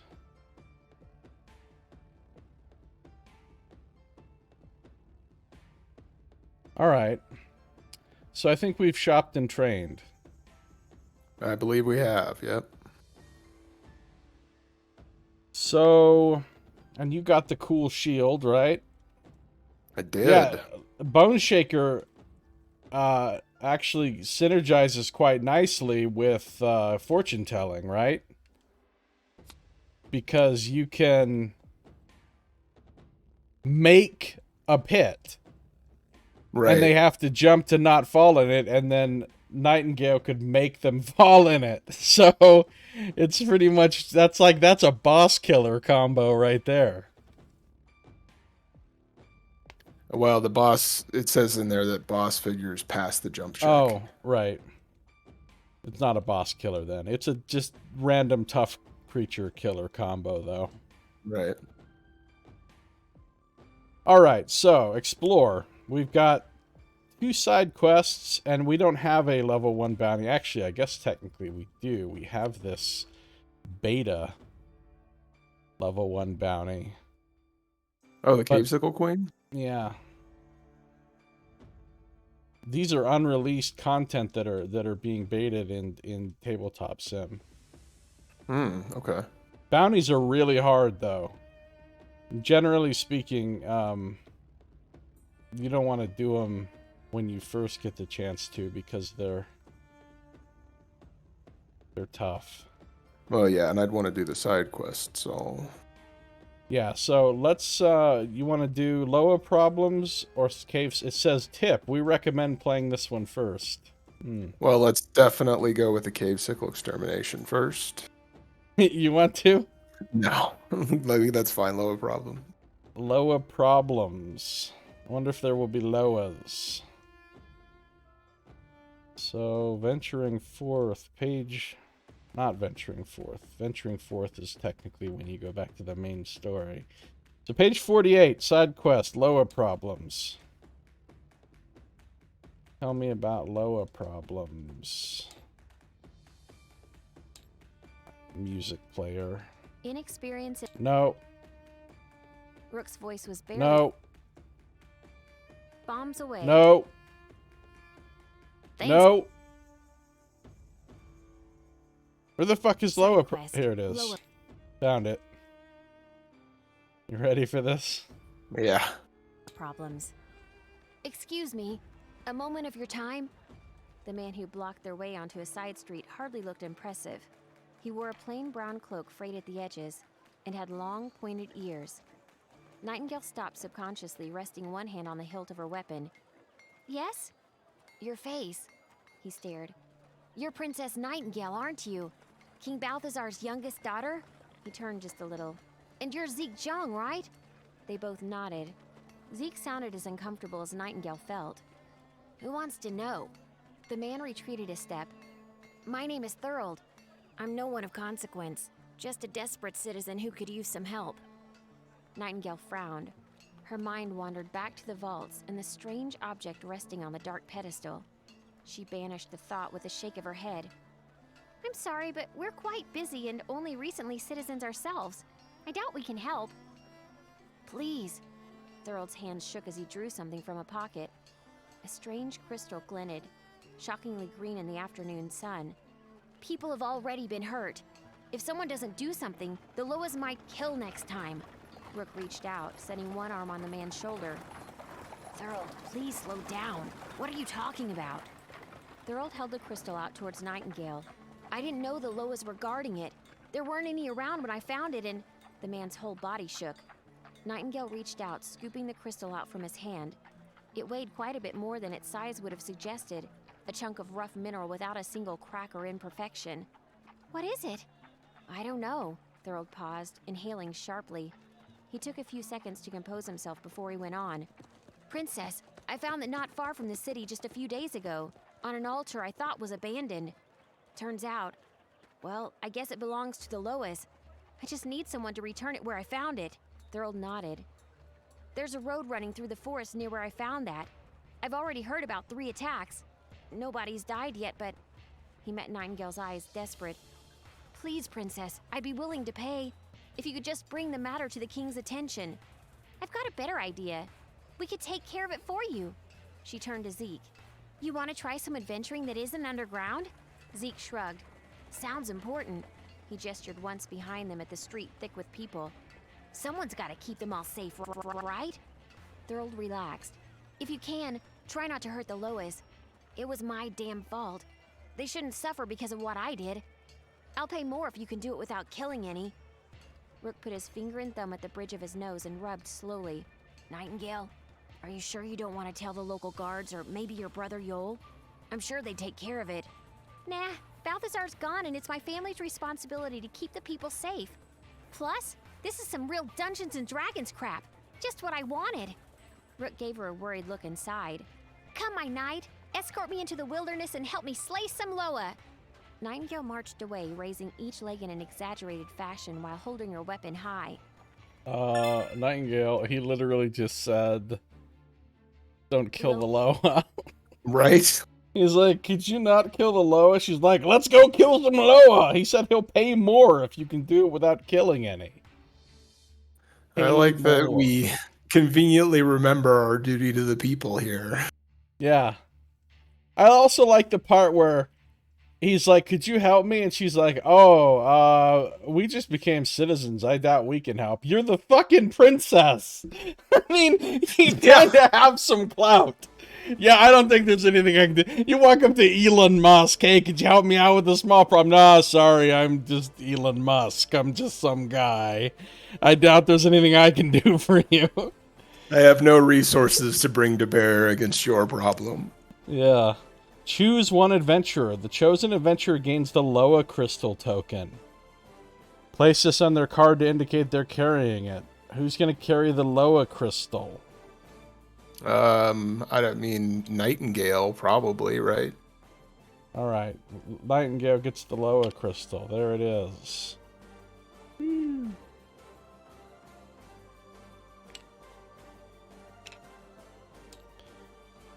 Continue to Loa altar.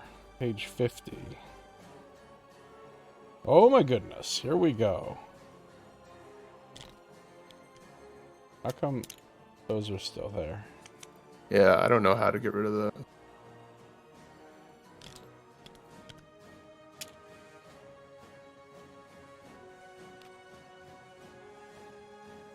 Well, don't... Wait. Because I think if we don't put them back in the deck, then they're gone, right? Oh. No, I mean, when I was playing around with it, I want to say they generated new ones each time they loaded the monsters. Oh, does it generate them, or does it pull them out of the deck? Yeah, no, I think it generates them because I was deleting Okay. those things constantly. Oh, okay. All right.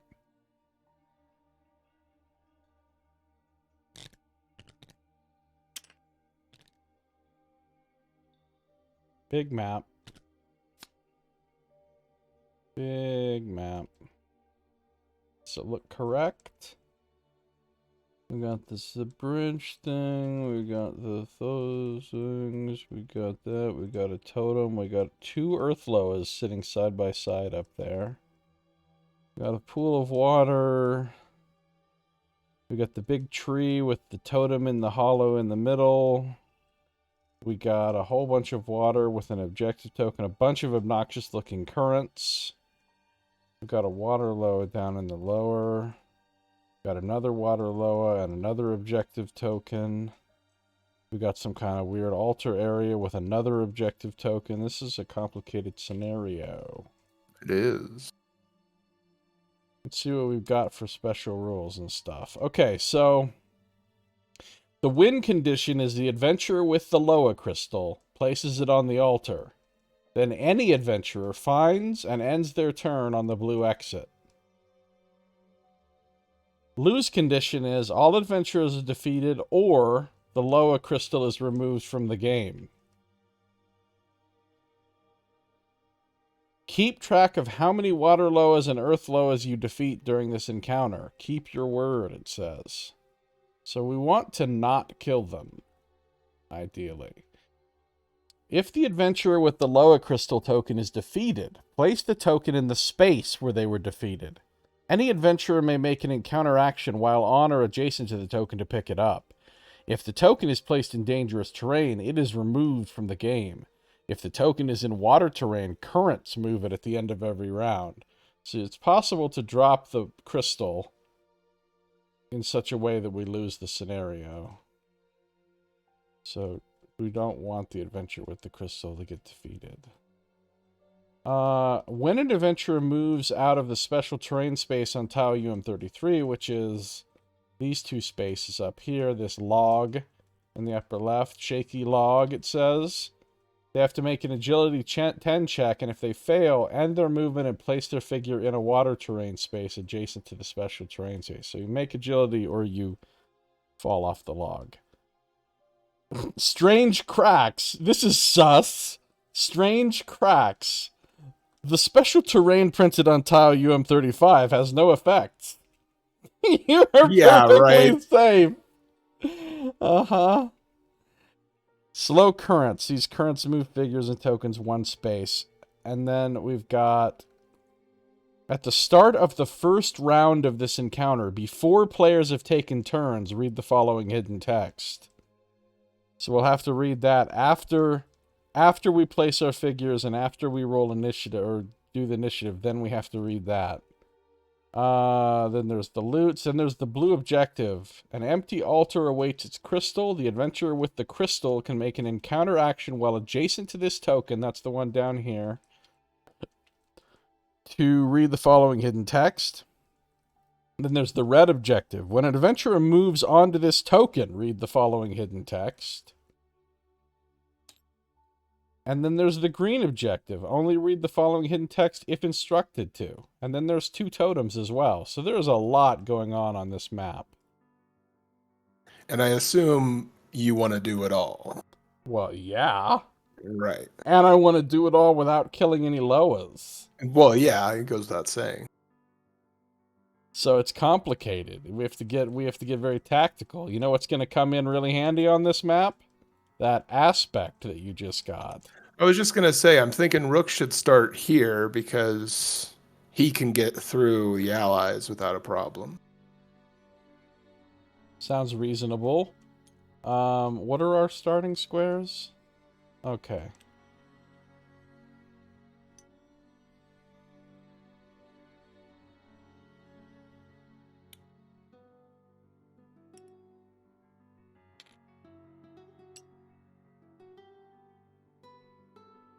We're starting here. Let me take another super fast 2-minute break. Okay. Stick around, stay tuned, no touch that dial. I'll be right back in just 2 minutes. Hashtag super fast.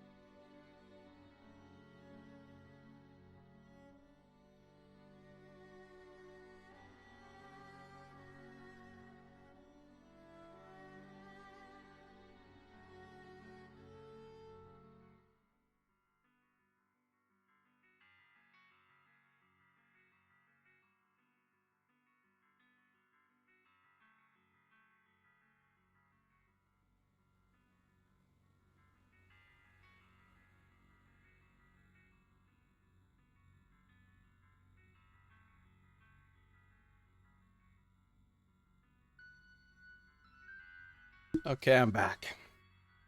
Welcome back. Thanks. So, yeah, there's a lot here. Who's got which Loas?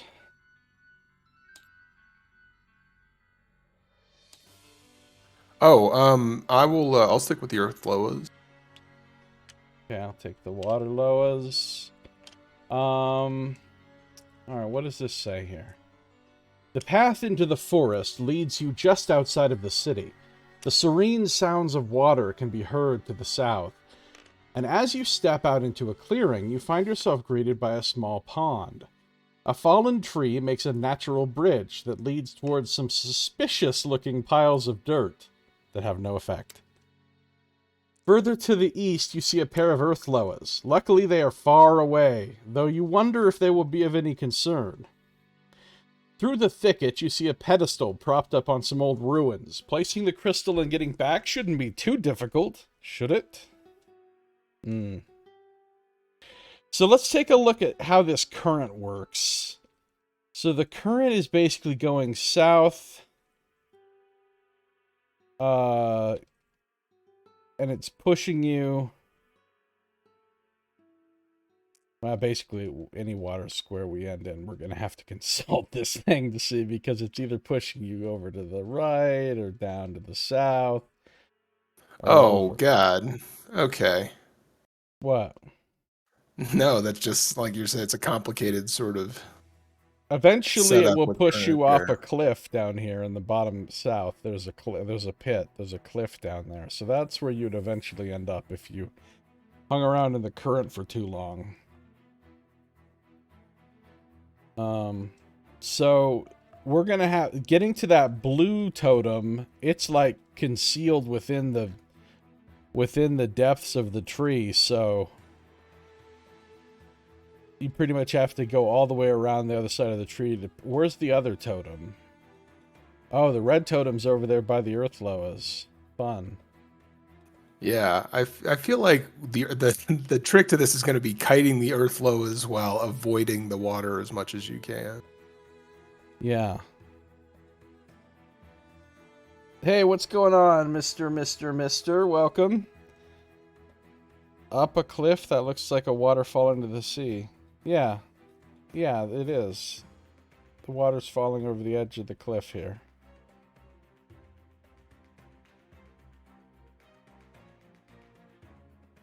So,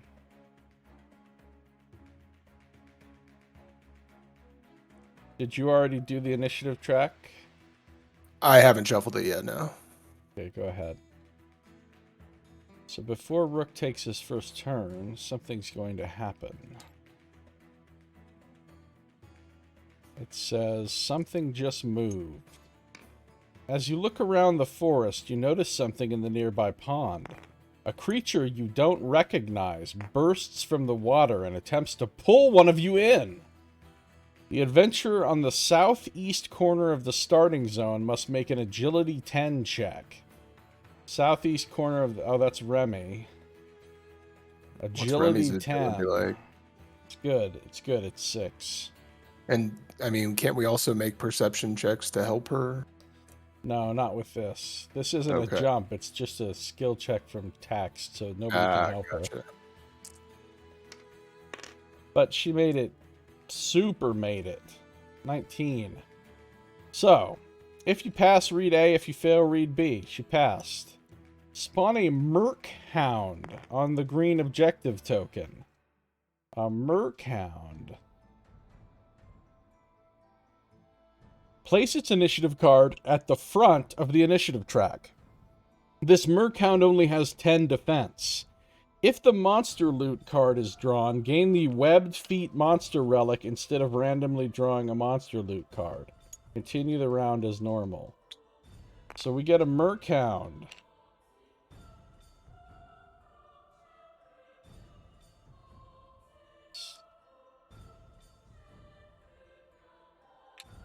What's happening?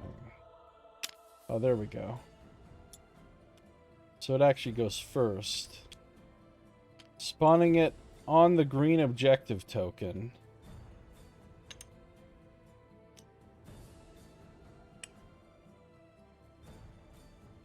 And Merc Hounds are pretty bad. They've got a lot of them. Look at their combat dice. Oh my god. Yeah! Their conviction is no joke either. They've got a lot of BS abilities, too. Okay. So we got a Merc Hound. Continue the round as normal. Well, that's something we can kill, at least. It's gonna go first. Do you want it, or do you want me to take it? You can take it. Alright. So the Merc Hound has aquatic. The Merc Hound is not affected by water or muck terrain and will never voluntarily leave it. If it starts its turn in water or muck, it gains +2 movement till the end of its turn. It's got sticky. When opponents adjacent to the Merchound make a move action, they must make a Strength 10 check. If they fail, they may not make a move action.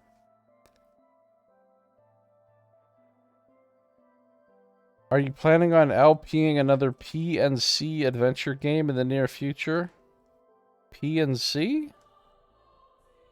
Oh, point and click? Probably not until January. I just did a bunch of them in this last January.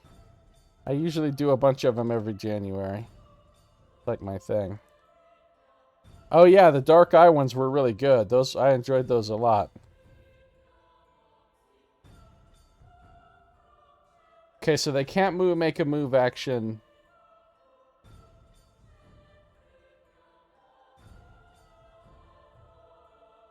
When it attacks, it gains +2 damage for each other Merchound within SOI. Fortunately, there's only one. While the Merchound is in water or muck, this is the one that's really bad. While the Merchound is in water or muck, only adventurers who are adjacent to the Merchound may draw line of sight or SOI to it. So you have to be next to it to attack it in any way. Unless we can force it out of the water. Which is not easy to do. Opponent within range 8. Range 8! And +4 armor piercing. Alright, so let's start with its turn. It does have opponents within range 8. They suggested that we do this one first. Yeah, it's nice of them, huh? And continue down after this +4 armor piercing range 8 attack. Yeah, it's not even done. Look, it gets paralyzed if it rolls a star. What a dickhole. Alright, so the opponent with the most armor, well, that's going to be Rook, so it's making a ranged attack against Rook, although... Yeah, it's got clean line of sight to Rook. So... Well, he's dodging. Sounds good. So 13. Gotta get all kinds of crazy dice out for this guy. 13's what you're working with? Yeah. Hey, he missed. Nice. Continue down. Can it move and attack multiple opponents? Move to be adjacent to as many opponents as possible. Let's see. Its speed is currently 8. It ignores the difficulty of the water, so yes, it can. I think. 1, 2, 3, 4, 5, 6, 7. Yeah. Can move right up to here next to Rook and Remy. Make a separate attack against each adjacent opponent. So let's start with Rook again. You gonna dodge again? Yeah. Okay.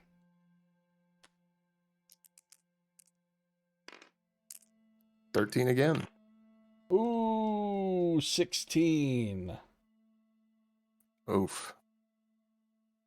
So the good news is this does not have armor piercing. This is just a normal attack. So what's your defense? 13. So hits by 3, 4, 5, 6 damage. Just 6 damage minus your armor. Oh, okay. So that's just 2 damage. Yeah.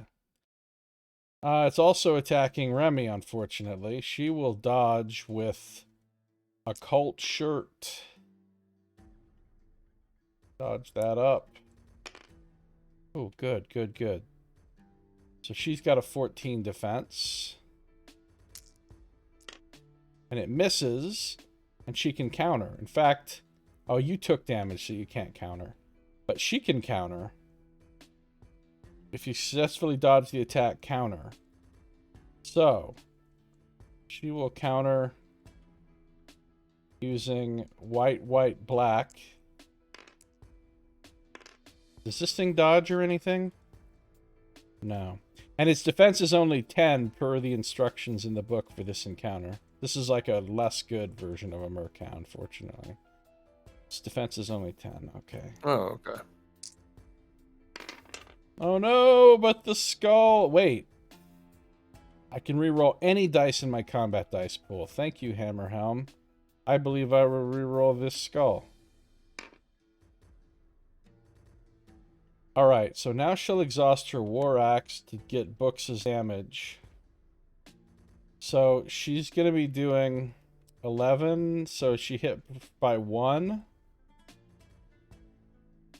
2, 3, 4, 5, 6, 7, 8, 9, 10 damage.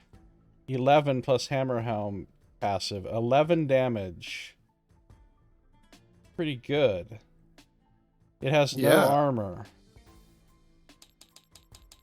11 Off damage. Of a free attack. On a counter, yeah. So 11 damage, and she could actually do the follow-up. She could do the follow-up from the Great Hammer, which she will try to do. She has to spend a stamina to push 1 against all adjacent opponents and inflict paralyze. Force 7 plus difference hit, though. Difference hit was only 1. That would only be force 8. I mean, I guess we'll try it, right? Just because. So she'll... Yeah. It's rolling really high conviction, though. Heal orange.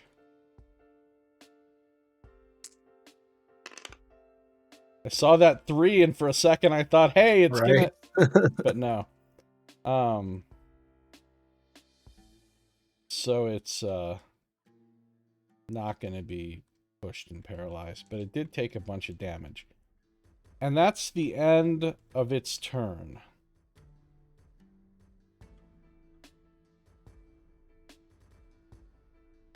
Which means it's Rook's turn. Okay. Well, I mean, I think we're going to open up with a Courage Stifle empowered against the Merchound. Beautiful.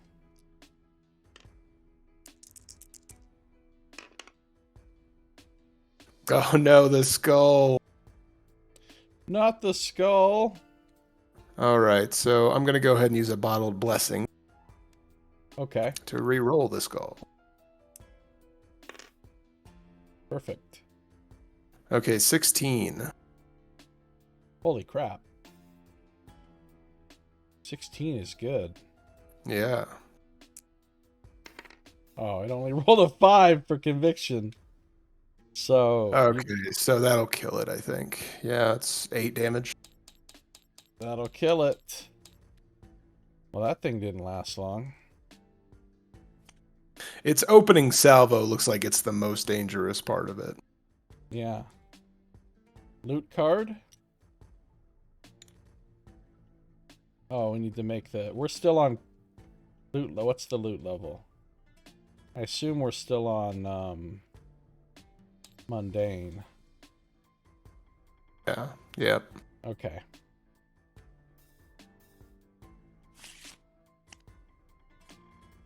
$4 gold. 4 big gold. Wow. Thanks, Merchound.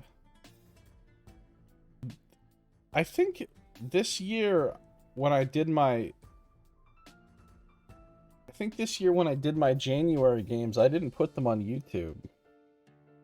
Which I should have. But I think I didn't.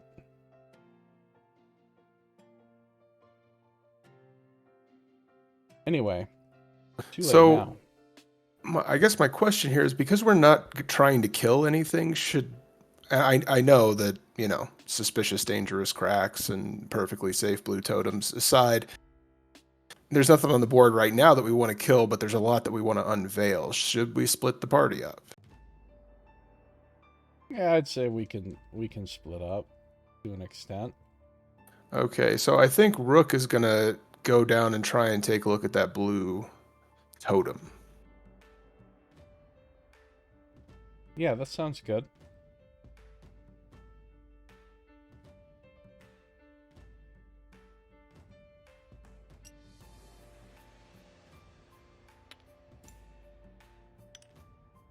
So I think he can get there and still be safe from the rock loas. Earth loas, excuse me. So just a single move? Yep. Did that take up all your stamina? Well, no, I did the courage stifle at the beginning to kill the merkin. Oh, I forgot. Yeah, you had to do that on your turn. I'm dumb. Okay. Remy. Remy.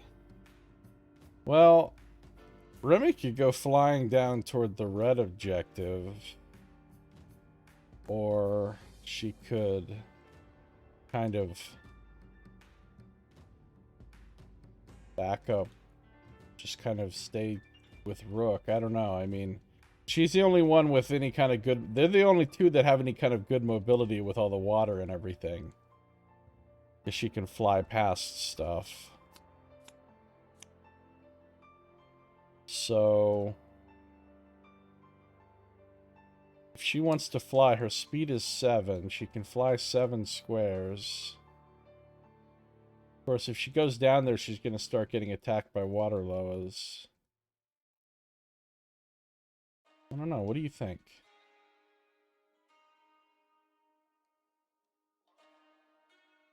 What is the red objective? What do we know about the red objective? We have to land on it, and then we read a thing. So it's unknown until we actually move on to it. Yeah, maybe we could...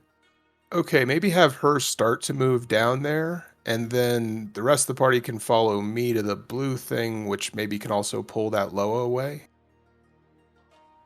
Alright, so she's going to start moving down. I'm going to have her land on dry land, though, so at least she can dodge. Also, maybe I keep her out of the SOI of the red Loa. 1, Yeah. 2, 3, 4, 5, 6, 7. She flies here. She's in the SOI of the red Loa. She just flies here. She's out of it. So the Loa will not be able to cast on her this round. So she's just going to fly down to there and call it a day. Stay out of the water. Now, Loa is going to have a ranged attack against her.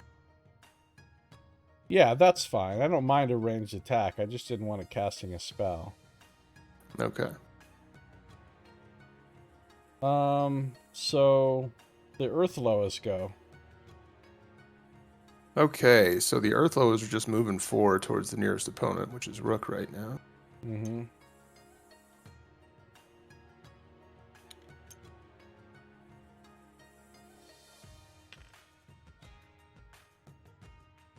That's all they do.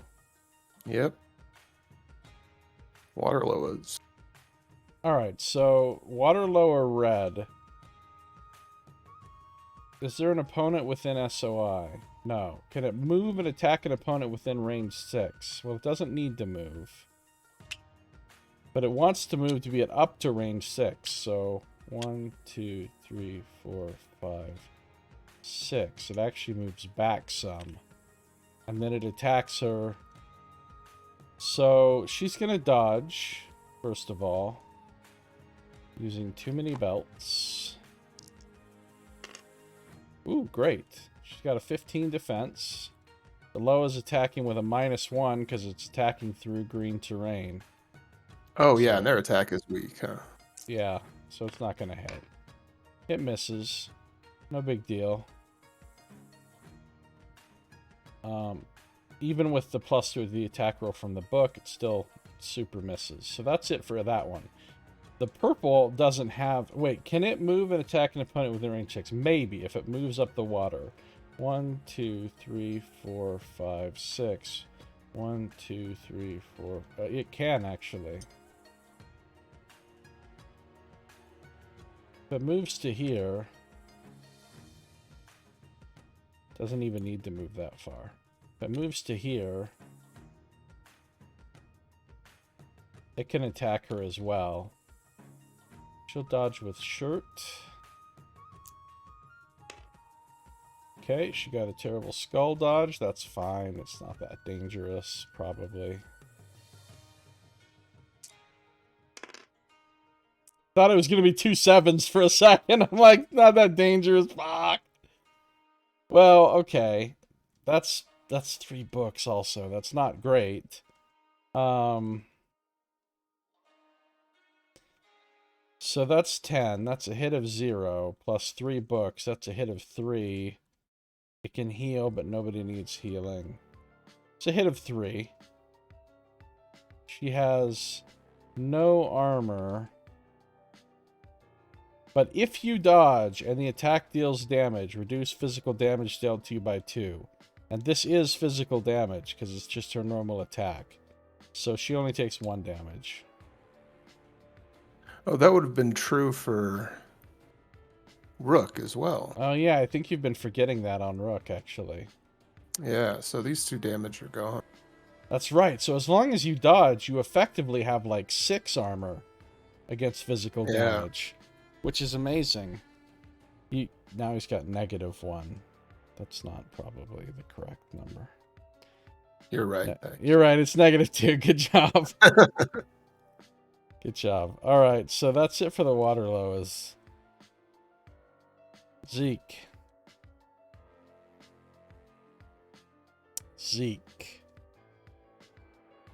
All right. Zeke is going to get his heal tokens out. He's going to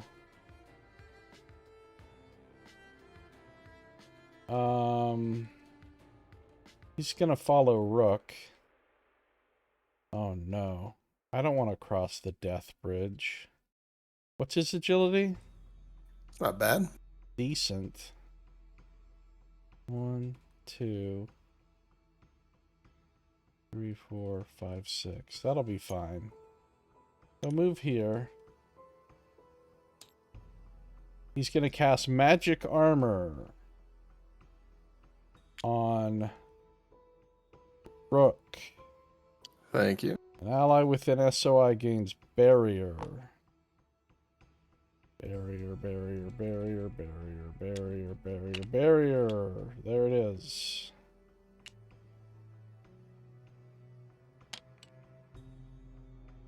+1 additional armor. That's nice. It doesn't actually cost him any SP to do that, so he's got 2 more SP. He could actually move some more.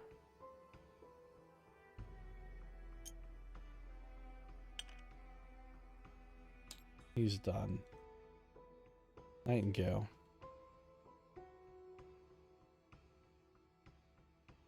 I actually own the Deponia series. I haven't played them yet, but they're on the docket for the next January.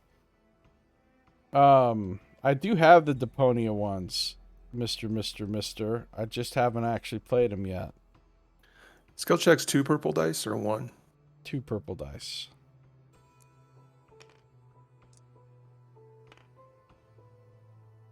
It's your favorite point-and-click games, really? Oh, it's good to know that they're good. Yeah, I'm intrigued by them. I do want to play them for sure. So what did Nightingale do? Did she cross the death bridge? She's going to try and cross the death bridge. So that's 2 agility checks, right? I think so. Yes, it's 2 agility checks. Okay, the first one's a success, as is the second.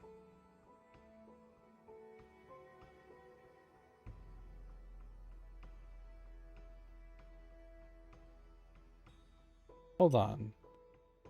Is it 2 dice a skill check? I thought for sure it was, but now I'm second guessing myself. I'm pretty sure it is. I'm like 90% sure. 68. Let me just look at it real quick.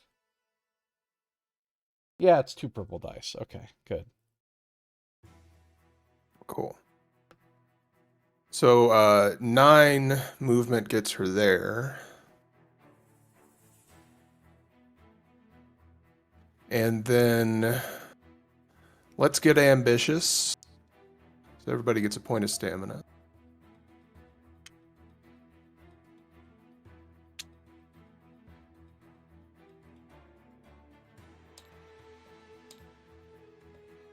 Why is there a 0? Oh, I guess you can click that to just erase whichever points you had. Okay. Yeah, I have the complete series.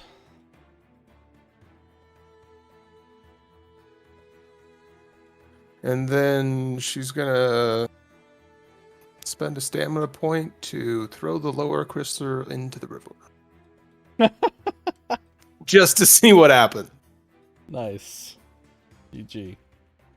No, that's gonna be it for Nightingale. All right, new round. Oh, we can take the Merchound out. It's dead. Oh no. Loas go first. So the Earth guys. Okay, Earth Loa. Is there another Oh, ally? you know what? Oh, By they the both way, have barrier. Yeah, I was going to say they both buried each other. So now they have 6 armor. That's some bogue.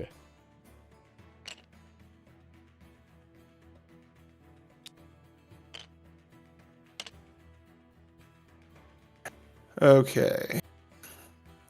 Is there more than one opponent adjacent? No. Can it move and attack an opponent within reach 2? Yes. Move to be within reach 2 of the nearest opponent. Well, hold on. Remember, you all have to activate them in order. So red guy always has to go before purple. Oh, okay.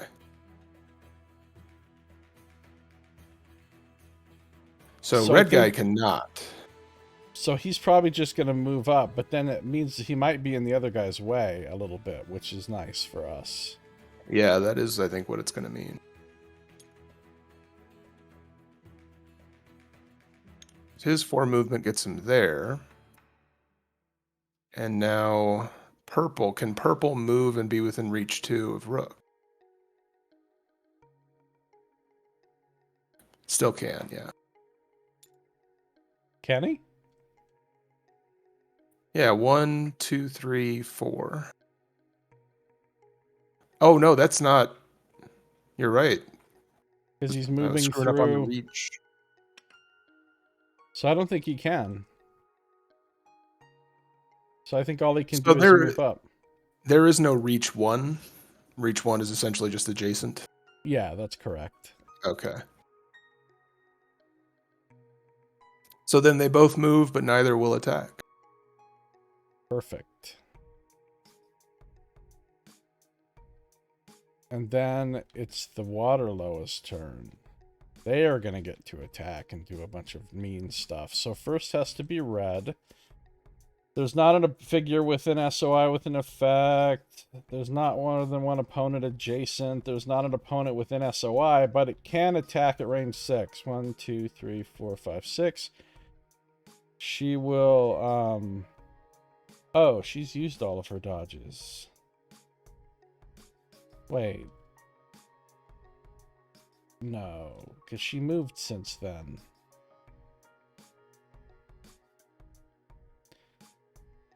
No, she didn't. She hasn't gone since then. So her dodges are still used up. That's right. Fine, she won't dodge then. That's fine. The Waterloa will attack with 2 perps. Oh no, that's pretty high, actually. Eek. Okay, so 12, 13, 14, 15 with the books. 15 versus her 10. That's 5 damage, and she's not dodging, so she doesn't reduce it at all. I mean, do you want to maybe consider your encounter reroll on that 7? But that's only for my dice. I can reroll with that. Oh. Yeah, she's got nothing. She's taking the 5. I should have spent my one last stamina point to dodge that, but too late. But I could maybe dodge the next one. So then the other Loa is going to do the same thing. And this time I will dodge with my last stamina point. Oof, now that I could re-roll if I want to. Do I want to? Yeah, I suppose I do. Alright, that's better. That's a 14 defense. Ooh, good thing I dodged. That would have hurt. 11, 12, 13, 14. So it's a hit of 0. So she takes no damage from that.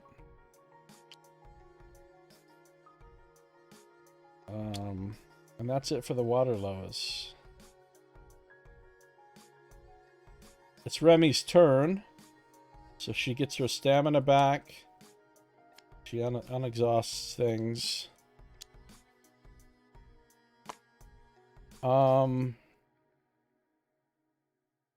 Let's see. What does she want to do?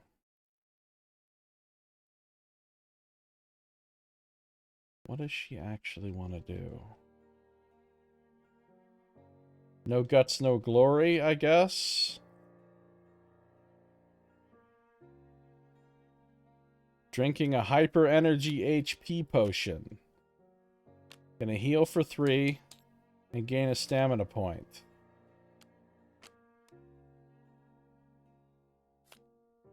Then she'll fly. 7, 8, 9. She'll fly 9 and see where that gets her. 1, 2, 3, 4, 5, 6, 7, 8, 9, 10, 11. No. Shit. She's gonna be in a bad place if she does that. Alternately, she could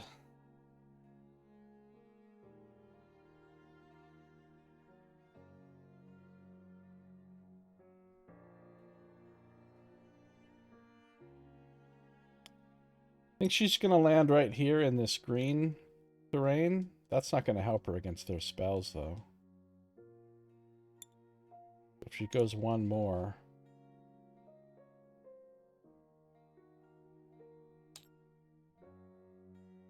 that'll be all of her stamina.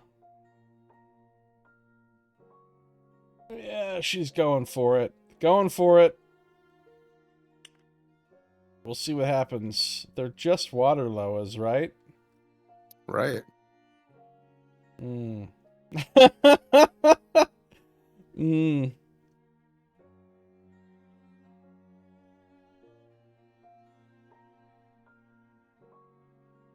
All right.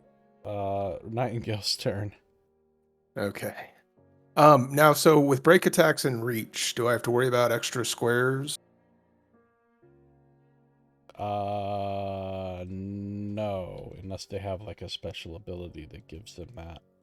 Okay.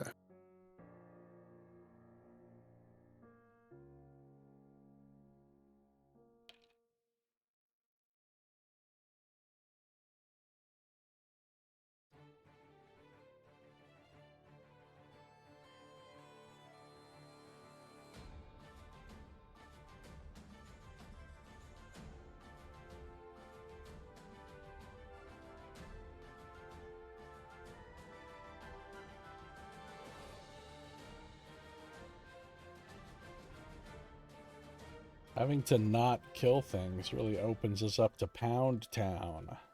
That it does.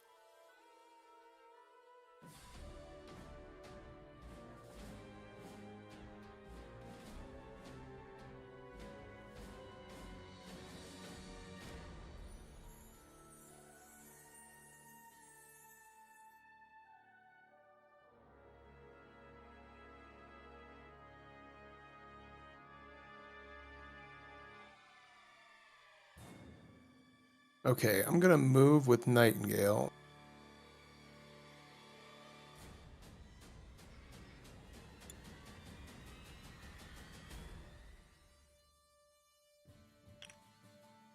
Now, does the current end of turn or end of movement?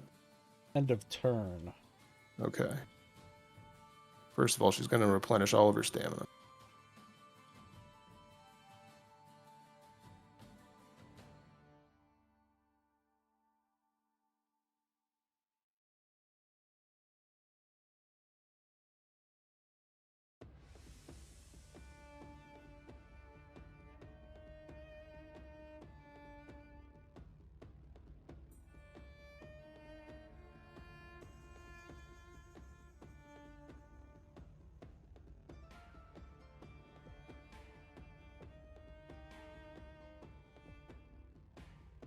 I think that's all she's gonna do this turn. Just move to there. Yeah.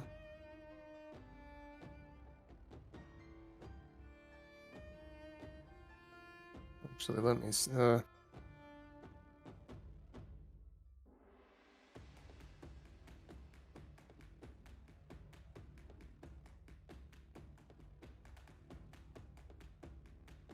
She's gonna spend 3 stamina points to do some extra movement here.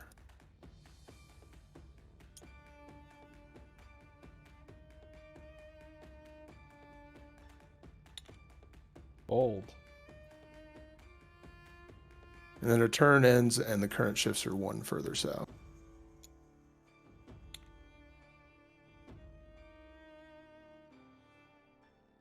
Zeke. Okay. Zeke.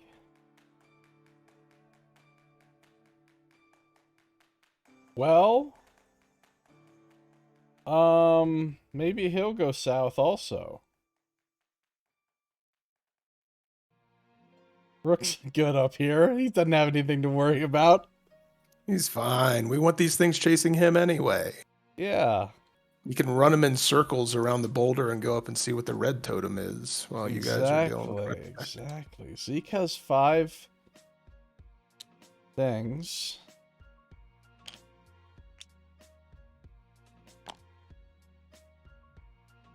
He's gonna head south. 1, 2, 3, 4, 5, 6. What's his speed? 6?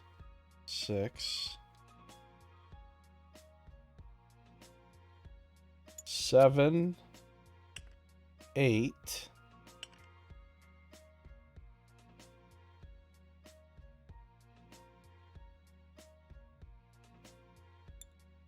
9, 10. He's heading south to the tune of 10. 6, 7, 8, 9, 10. He's going to cast Magic Armor and give Barrier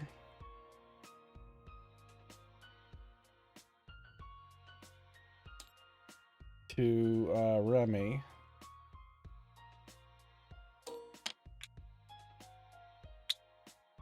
So she gets a point of armor.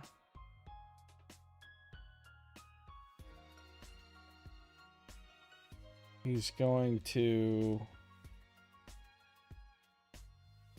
Doesn't need to heal. Doesn't need to shoot anybody.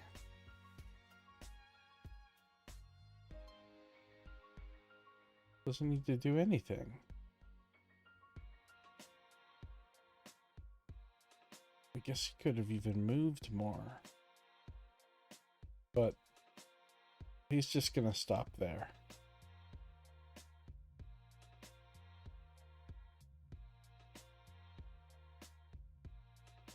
Okay, Rook. Okay, Rook.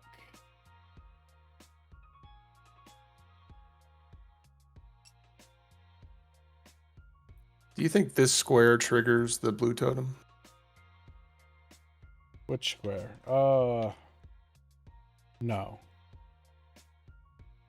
No, it doesn't.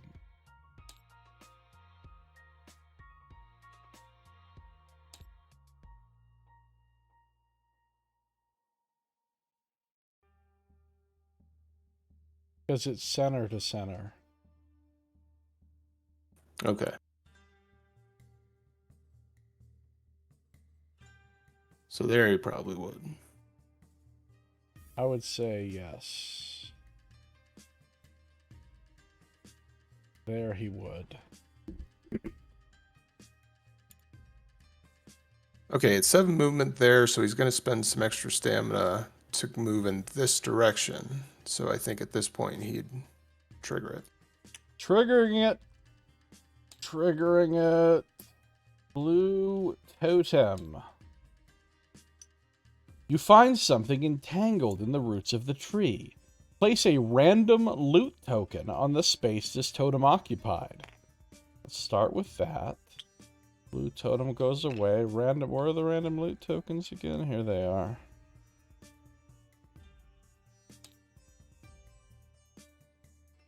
What? Random loot token.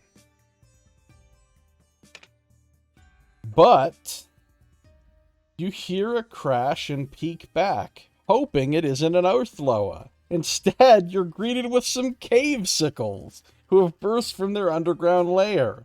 Spawn one cave sickle on each special terrain space on tile UM35, those spaces that don't do anything.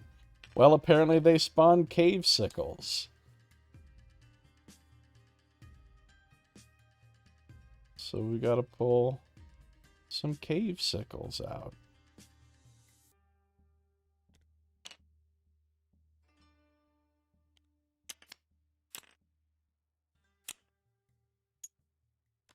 They go right after Rook.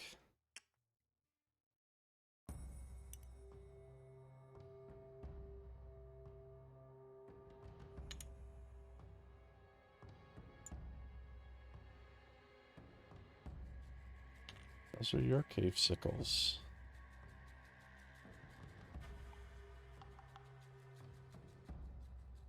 But your turn continues.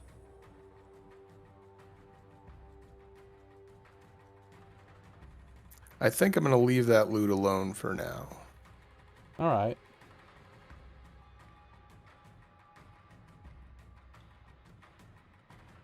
You gonna head up toward the red totem, or what are you gonna do? No, I want to lure those Earthloas a little bit further south. Okay. Before I do. So I think my extra movement's all going to just be to try and get out of the range of the cave sickles, which I don't believe is possible, but we'll see. Good luck. You have unimpeded movement.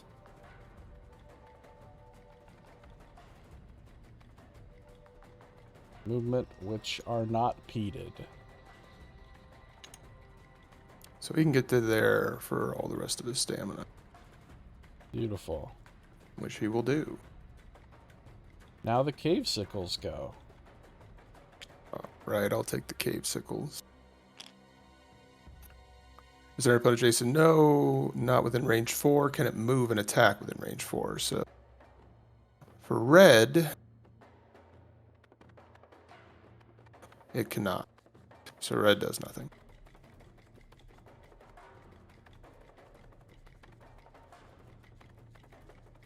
Purple looks like he can. Yeah, purple can. So he's moving to there. Rook's gonna dodge. Sounds good. Okay, so the cave sickle doesn't have anybody within its sphere of influence. Yeah, and it's got a -1 for attacking through green terrain. Oof. Good Great roll. roll though. Okay, so at -1, that is 11, but Rook is currently at a defense of 13. So it's So a that's a miss. miss. And And orange can't do anything. orange, yeah, same boat. It can't do anything. Perfect. So, okay, we managed to peel off one of the cave sickles. Nice. Good pull. Good pull. I think we're shuffling the initiative deck here. Shuffling the initiative. Waterlows are about to tear up that ass. Okay, well, Remy's about to have a bad day, I think. Waterloas. Starting with red. Is there a figure within SO? Oh, fuck. Remember how I cast barrier on her? Well, that's gone. Just takes her barrier immediately. Oh god, it's gonna take Rooks. The purple's gonna take Rooks. Annoying Loas. So yes, it removes the barrier. Is there an opponent within SOI? Opponent with the lowest conviction value. That's going to be Remy. So it's going to cast on Remy. So casting die is white. Okay, that's not bad. That's only a 3. So it's 9 for the conviction check.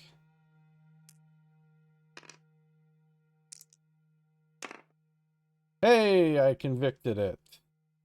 Nice. No effect. So that's the end of... You continue down. Oh, I forgot to Oh, place no. water when they hit her last time. But now I don't remember where she was. Guess it doesn't matter that much now. You remember where she was last round?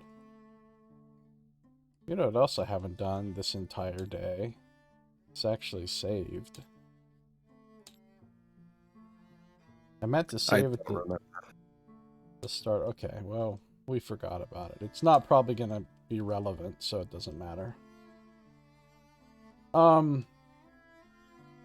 So that's the red one. The purple one, is there a figure within SOI with an effect?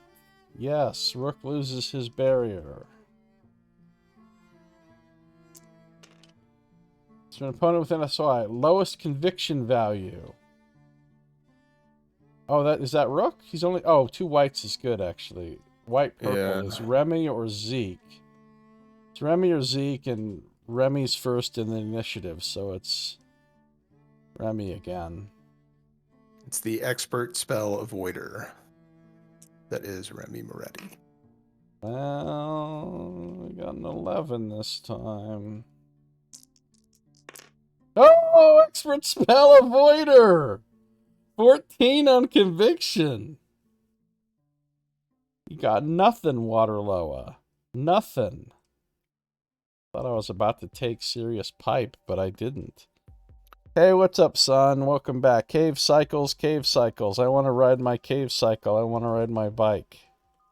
Musical note. Queen is always welcome here. Nice. Queen. That's all it does. It doesn't move or anything. So, it's Remy's turn. Gets her 3 staminas. She's going to move to the red objective. What is the red objective? When an adventurer moves onto this token, read the following hidden text. You quickly glance over the edge of the cliff. About 20 feet down, you see a small outcropping with something shiny embedded in the side of the cliff wall.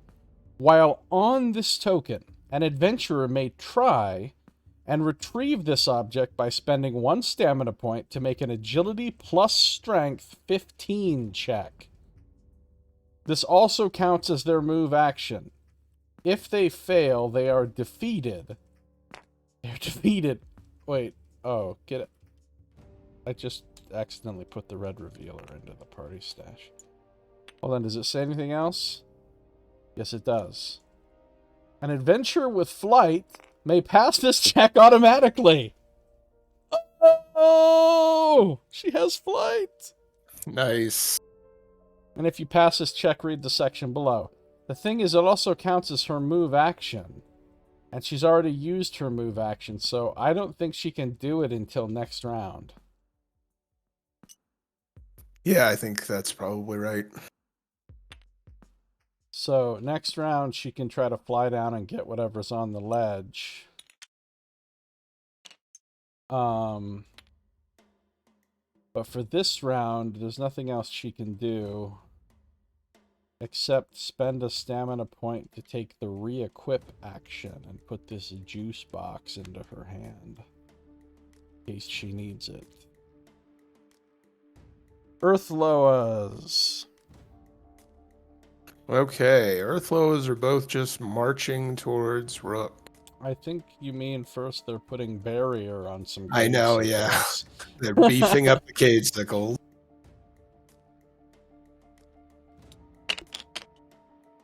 Barrier for everyone, except us. Our barriers got removed.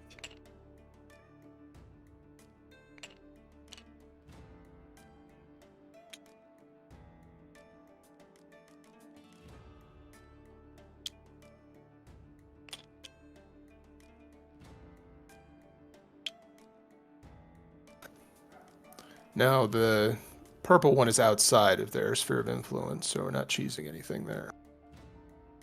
Right. Now they're continuing their march towards, and it's not Rook, actually. It is for red, but for our other guy, it's Zeke. Really?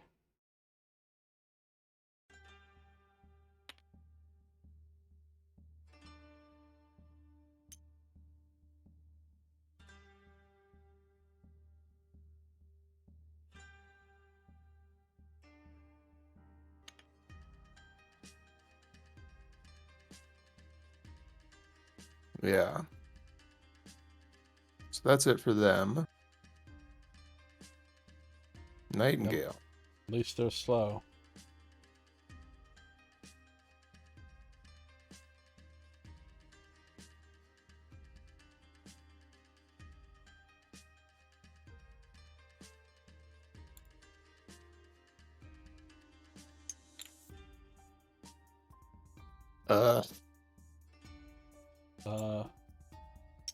Uh, Too bad I can't, like, knock you down by turning the figure. yeah. So what is Nightingale doing? Well, she's moving to their...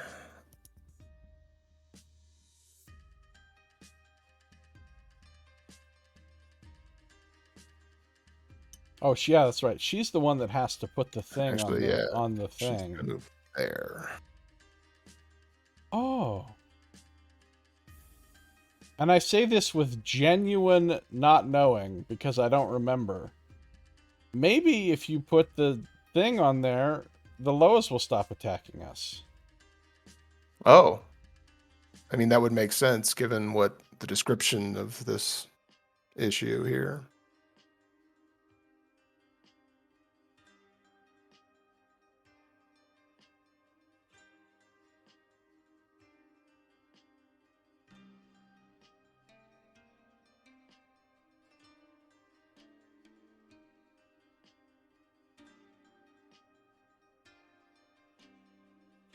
Okay, so that's actually, I mean, might as well go ahead and just take...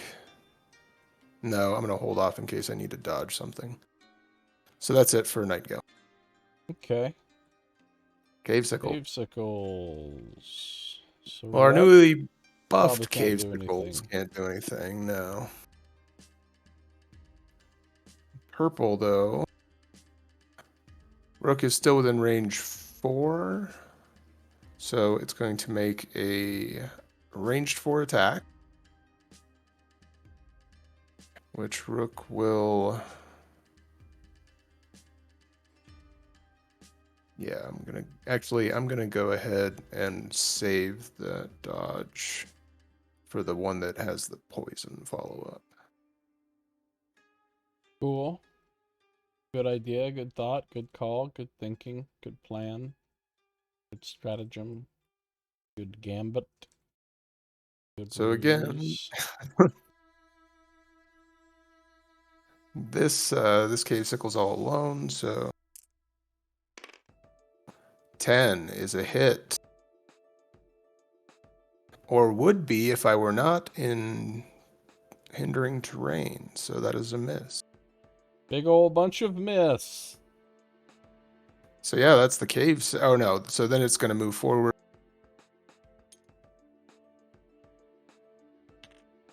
And make a follow-up melee attack, which Rook will dodge. Belt dodge.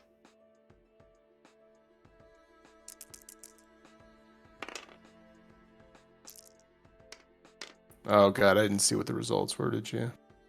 Well, I guess these are the results now. Okay. Well, those results do not hit. Okay, good. Now the cave sickles are done, and it's Rook's turn. Unless you want to counter. I do want to counter. Good call.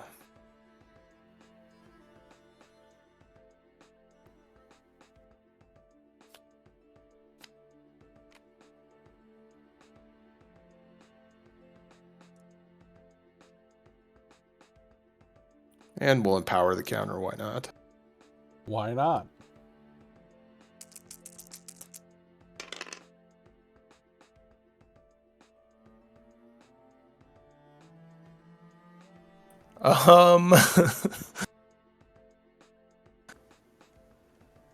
Not the best. Rook is within. I mean, I don't know if I want to waste. Actually, I kind of do want to waste this on a cave sickle. I don't want this thing following me around while I'm trying to manage the earth loas. So, I think what we're going to do is use the encounter power of the Ethereum Couture to reroll that too. I mean, You yeah. don't think it's good? Well, no. What you want? I mean, isn't Rook's... It's about to be Rook's turn. Couldn't he just kill him anyway? What else is he going to do? Or That's true, yeah. Or do you want to get him dead before your turn so that you can freely move far away or something? I don't know what the plan is. That was my thinking, yeah, is that I could then sort of like reestablish... just basically get into a position to where Zeke will know where he has to move to no longer be closest to that one Loa. Okay. Yeah, so I think it's fine. Probably. Okay. I'm sure we will come to regret my actions. Yeah, probably. Okay, well, it does hit. Good. For enough damage to kill it. Kill. Okay. No loot card yet, not until we kill those other two up there. Alright, that's the end of the cave sickles. Now it's Rook's turn. What's he gonna do?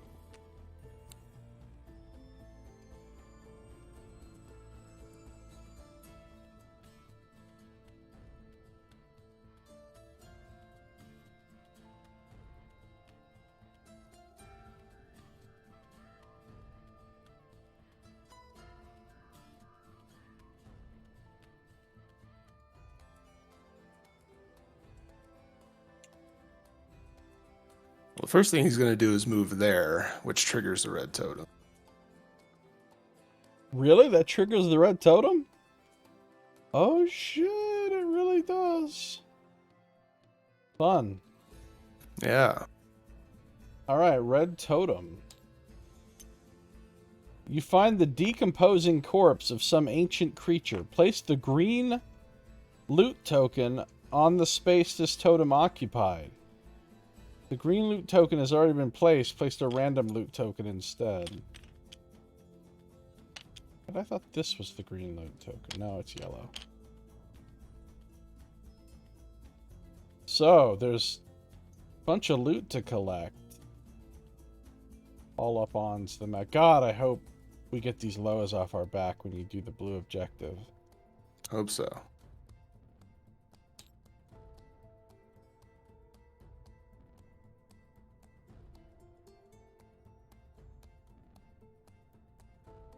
So, is that it for Rook? Or No, has he I'm still got going to more finish movement? up the move here. I'm just counting squares.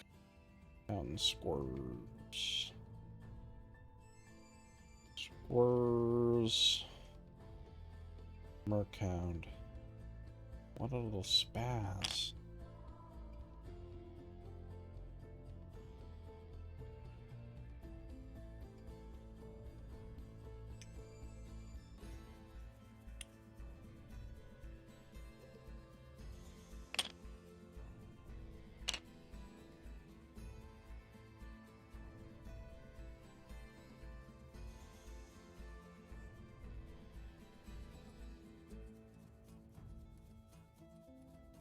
Okay, so yeah, he is the closest to red, and he's 7 away from purple.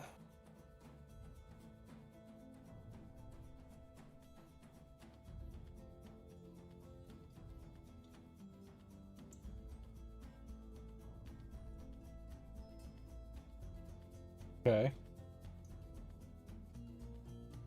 That's all Rook is doing this turn. And it's Zeke's turn. Alright. Zeke's gonna get some stamina. He's got full stamina.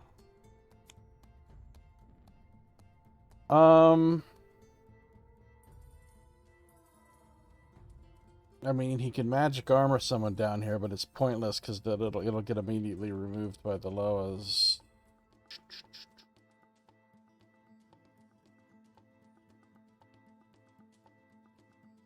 Zeke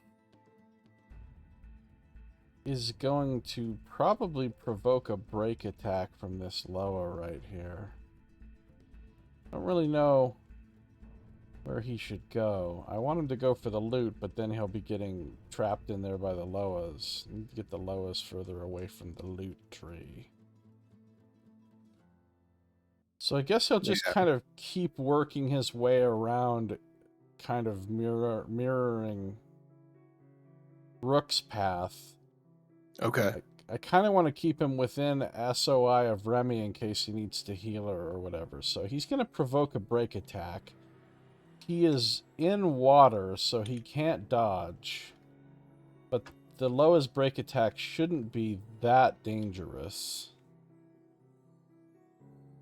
I guess before I do it, I could put barrier on myself. I'll give him his own barrier. And then he'll go to move. The water lower will attack. The water lower will flatly miss. And he'll go 1, 2, 3, 4, 5, 6,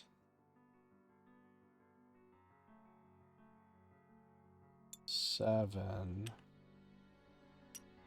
8, 9.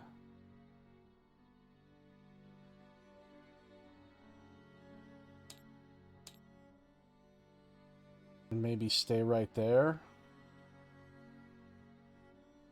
Still in healing range of Remy if need be. Yep, and Rook is now at closest to the, or both Earth Loas again. Perfect, perfect. Okay. He'll stay right there. Nothing else for him to do. Does he need to? No, he doesn't. Okay. Cool. So, new round. Shuffling. New round. Nightingale. Excellent. Okay, Nightingale. So he's going to recover 3 stamina, move to be adjacent to the blue objective here. Blue objective. And then spend her Spend 1 for an encounter action. to place the crystal on the This is a lot of text, so I'm concerned. wall of text incoming. It's not, you know, when there's that much text, you guarantee something bad's gonna happen. They don't need that much text for good shit, right? Right. You did it. The Loa crystal has been placed back on the pedestal, and by the looks of things, the Loas have calmed down too. Remove all water Loas and earth Loas from the board. This does not count as defeating them. Now you can all get out of here. Place the blue exit token on any space on the west side of the starting zone. Okay, so the blue exit token... Well, this one's red, but it's fine. The exit token... Place it up there.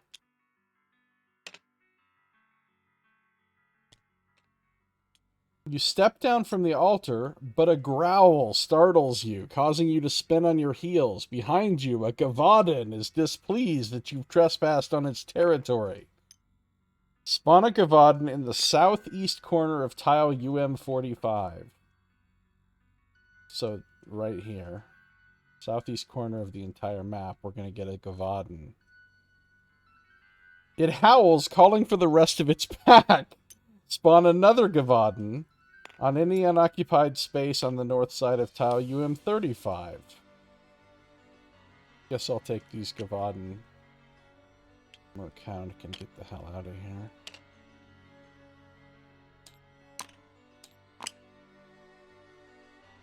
So we got Gavaden coming in immediately after Nightingale. Oh yeah, the Loas are gone. All the Loas are gone. Goodbye, Loas. The Gavaden are coming in. So we got one gets spawned right down here. And the other one gets spawned where? Any unoccupied space north side of UM35. UM35. What the fuck one is Where our 35? cave sickles are. Ah, the north side of UM35.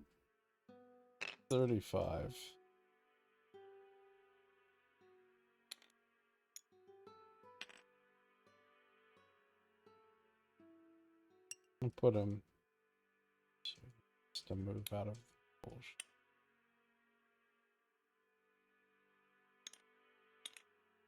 Okay, so we got new Gavadens coming in. The blue objective token is done. You can discard that thing. And that's all that happens. So, Nightingale, does she have additional actions on her turn? Well, she does.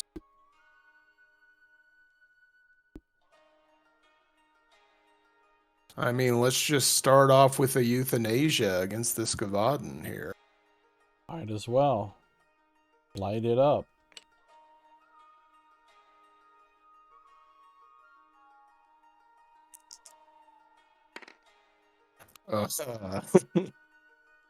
Eight. Eight. Okay. Let's go ahead and re-roll that somehow.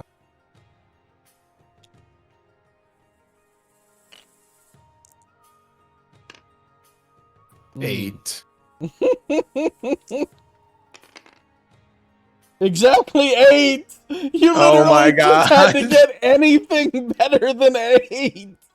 How can you just have 8? Oh no. Well, okay. Well, that's the end of her turn. Yep. Now the Gavadens get to go. Red Gavaden. Is there an opponent, Jason? Is there an opponent within reach 2? Can it move and attack an opponent within reach 2? It sure can.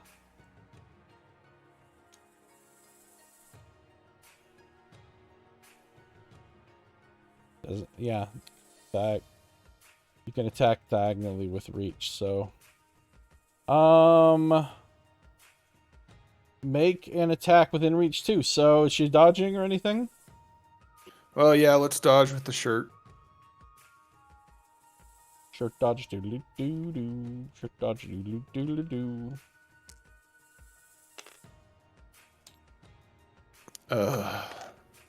How'd you do? Well, she rolled the skull, bud. Oh, you get nothing. I think I may use my last re-roll here. Yeah, bottled blessing. That was an unfortunate use of a bottled blessing. Oh, was it? Because he rolled a 7. Ah.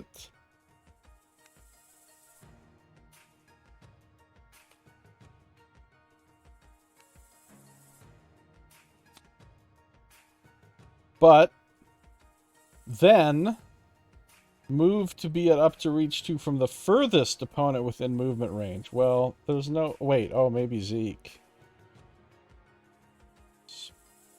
Furthest opponent within movement range. 1, 2, 3, 4, 5. 1, 2. You can get to 3, Rook with 4. reach too. Can he? 1, 2, 3, 4, 5. He can.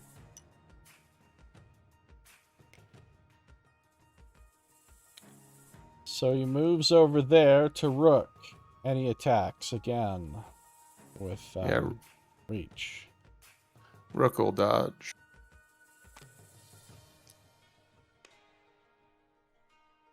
Okay, yeah, so he's at defensive 13.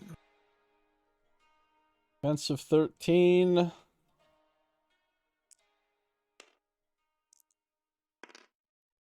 Attack of, oh no, 15 with a bunch of symbols. So let's add this up and see how he's doing here.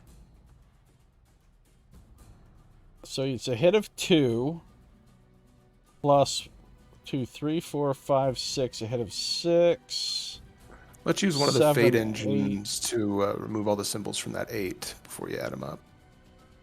Ah, okay. In that case, it's a hit of 2, 3, 4. Hit of 4 plus 1 armor piercing. So equivalent of 5 versus your armor.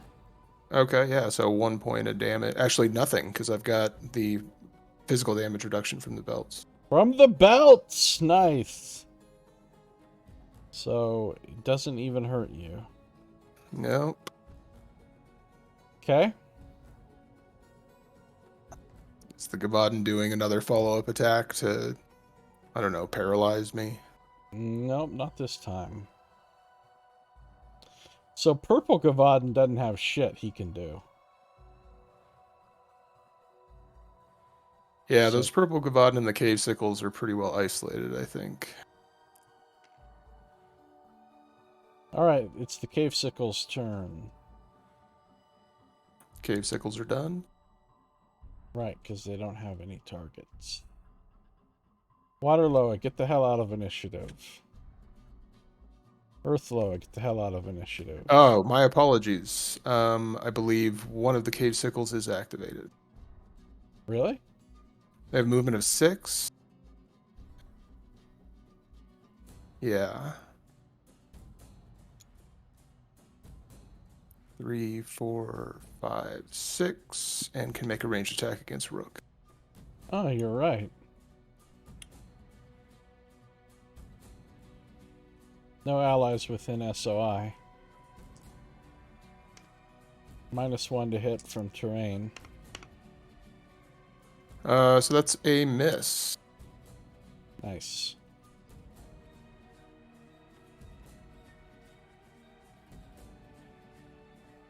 Okay, now the cave sickles are done. Now it's Rook's turn. And it's Rook's turn. Okay.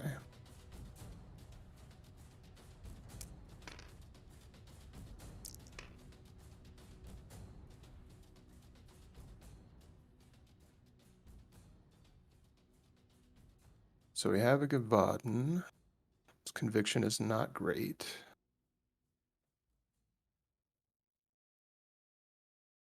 True. I think I'm going to go ahead and stand against that Gavadan and do a Courage Stifle, Empowered. Nice. Ugh. Skull, huh? Yeah. And no way to clear it. No rerolls. So No, wasted them on frivolous things. But I'm not in anybody's SOI anyway. So you take 3 irreducible damage. The wages of sin. Right.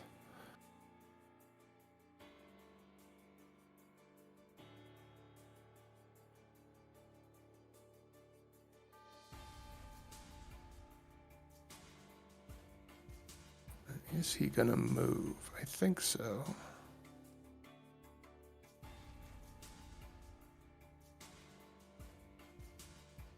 Do you want to use your special thing on your shield, maybe? You could maybe create a pit for the Gavadan to fall in. Oh yeah, let's do the in a straight line orthogonally.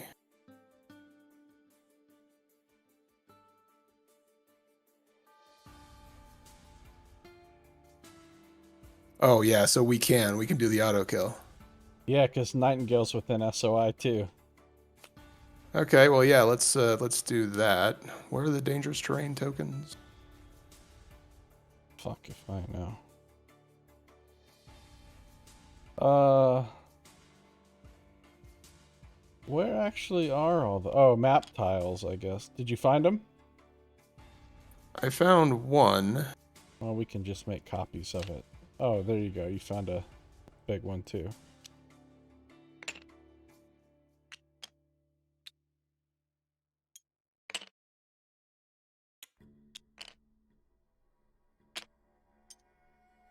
So yeah, the Gavadan's got to roll a skill check, bud. He succeeded. Oh no, Oh, he but he will not didn't. fall. What happened? Oh no, you made Well, him. You made him I'm gonna go roll a ahead and skull. say that the result of that is actually going to be 4 books instead of 3 books in a shield. Yeah, skull. He's dead. You skulled that fool. Nice. You get a loot card for that.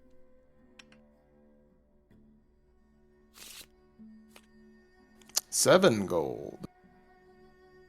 7 big golds. Made a pit. Now there's our first flip card, right? So now that you flip that, you don't get to use that ability again until after we get Restore Adventures. So if we're doing multiple encounters in a row, you can't use that every encounter. Right. Unless you have something that unflips a card, which we don't have at this point. But you just did it. You just insta-killed a fool. So good shit.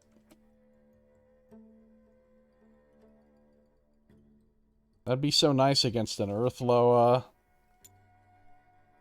Or like an animate. Something, anything that's hard to kill. Even Gavadans are kind of hard to kill, so that's good. And then he'll move there. And that's it for Rook. Zeke's turn. Zeke.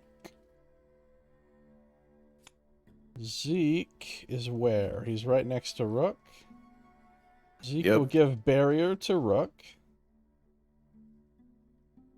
So there's your barrier token back. You get that again. And he will...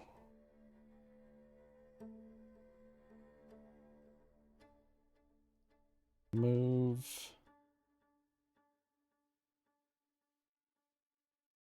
1, 2, 3, 4.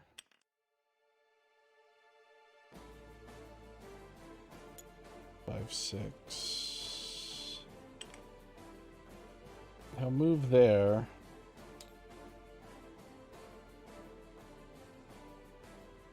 He'll move 2 more, actually. He'll move here. Then he'll shoot the cave sickle with his crossbow. Once per encounter. No, let's just shoot. Let's just shoot him with the crossbow. So he's rolling. Oh, he's still got terrible dice with that. 7 and a 2. He can use the quiver to reroll the 2. Oh, thanks for reroll. Reroll has not been our friend this encounter. So that's a 9, which does hit the cave sickle for 1 plus Symbolios. 1, 2, 3, 4 damage is all. Yeah, it looks like it's just 4 damage. Okay, which is actually 3 damage from the armor.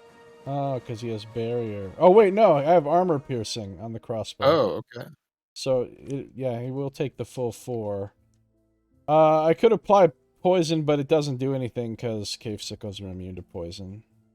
Okay. So there's no point to waste that. I guess he'll go ahead and use his fight drive. See if we can finish this thing off to make a another attack. Nope. So much nope. All of the nope. Nope to the nopeth power. What power is that? The nopeth power. It's a thing. It's not really a thing. Okay. Not a thing. Okay. That's it for Zeke. He tried. He tried. He tried. Failed. God bless him. Remy? Alright, Remy's gonna take her move action to fly down and get the loot off of this thing. Also spend 1 stamina point to do that. So what does she get? That's the red objective, right? Yeah. The red objective. You're able to pull a small object free from the cliffside. Draw a random relic, then discard the red objective token. Well, unfortunately, the only relic we have available are these arrows. We have all relics. All her relics are belong to us. So she gets some arrows. And, that's her move action. She could spend 1 to do shady training. To move 1 space in any direction, including diagonally. She'll move into the current and let it sweep her off the... You know, there's no point in doing that right now. She's gonna save the stamina point. So she had 4, she had to spend 1.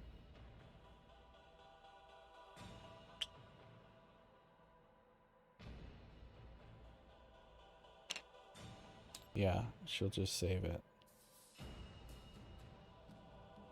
So, new round? New round. Zeke. Alright, Zeke is gonna...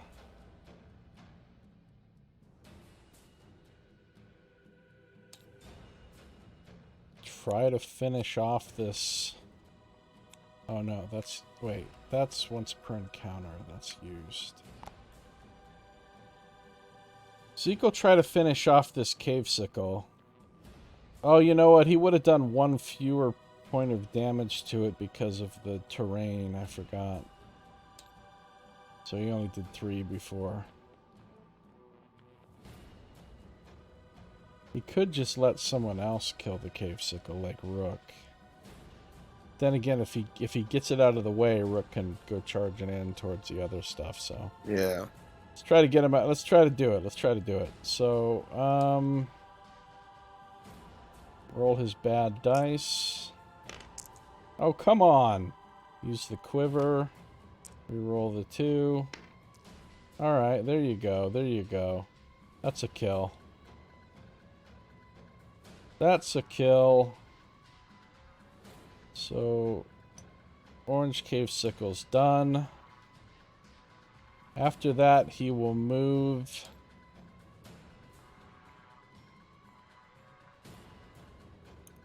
in here next to the loot, but he can't pick it up this round. He'll pick it up next round.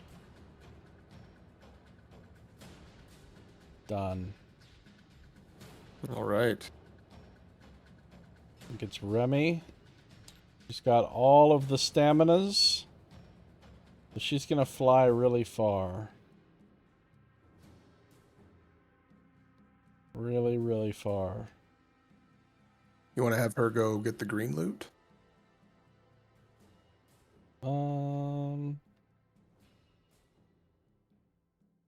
Yeah.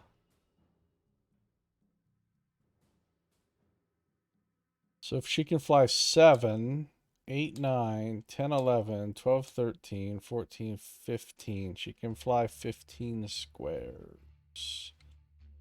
1, 2, 3, 4, 5, 6, 7, 8, 9, 10, 11, 12, 13, 14, 15.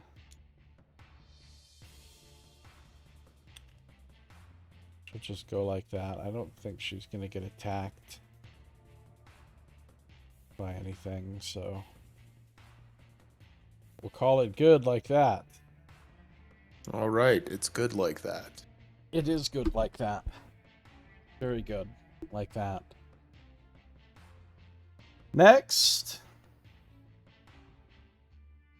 Rook. Next is Rook. Yes, that's his name.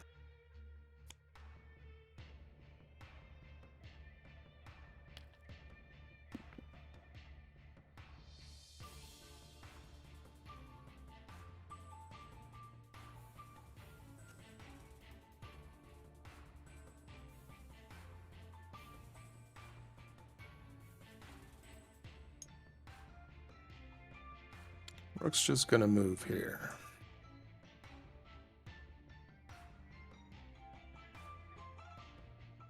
That's it for Rook, I think.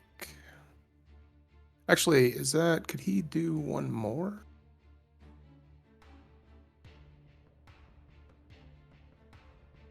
I don't know. Oh, yeah.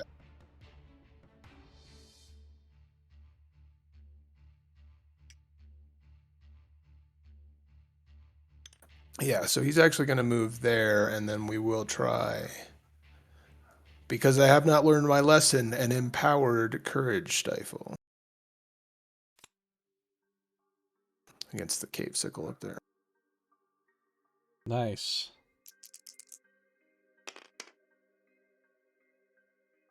Not great. 11.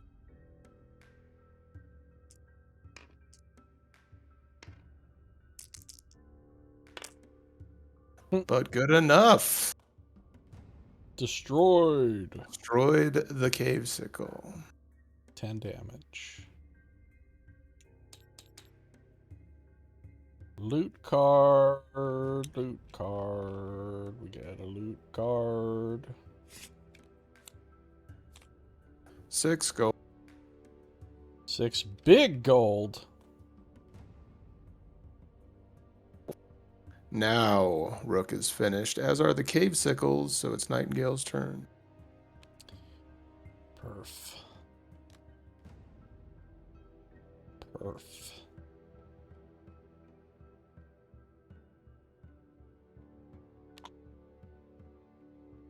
I think she's just gonna run like crazy here.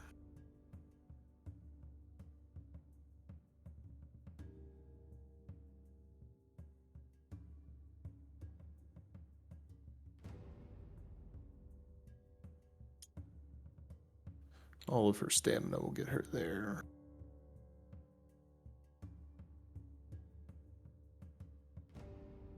The Gavaden.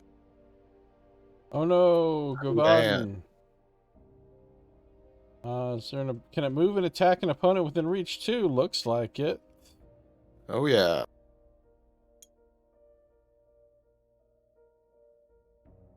Actually, hold on. Maybe it can't. It's in all that terrain. 1, 2, 3, 4, 5, 6. Oh, it can. 2, 3, 4, 5, 6. And it attacks Rook. Rook dodging. Yeah. Rook's gonna dodge. Let's see how Rook's gonna dodge though.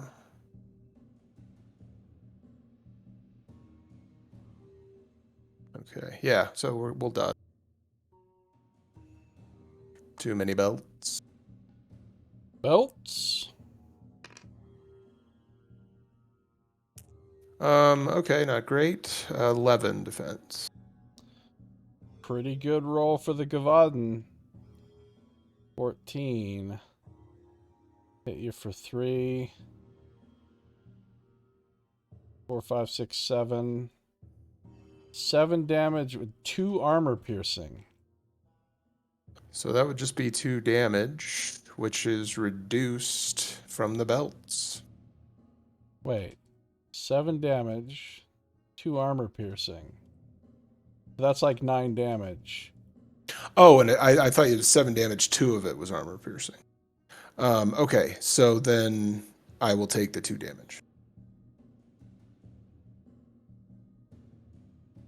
Right, because the belts takes 2 off. Nice. Nice, nice. Okay. Yeah, just a couple points of damage. Just a couple. Just a couple. Anything else? No. Wait, yes, maybe. Hold on. It, it did its thing, then moved to be able to reach you from the farthest opponent within movement range. Which is going to be...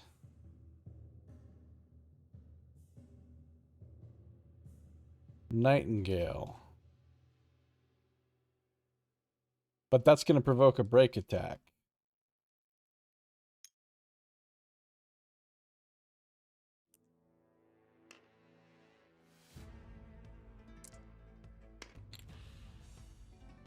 10. Oh, the first time it's attacked, it gets to dodge. So no, it dodged you. And actually, it's going to stop as soon as it goes to make its thing, because as soon as it dodges you, right, it gets courage. And then it also gets to counter. And when it counters, it'll stop moving. So it'll stop right there. Okay. So its counter is going to come your way. Do you have any more dodges? I do.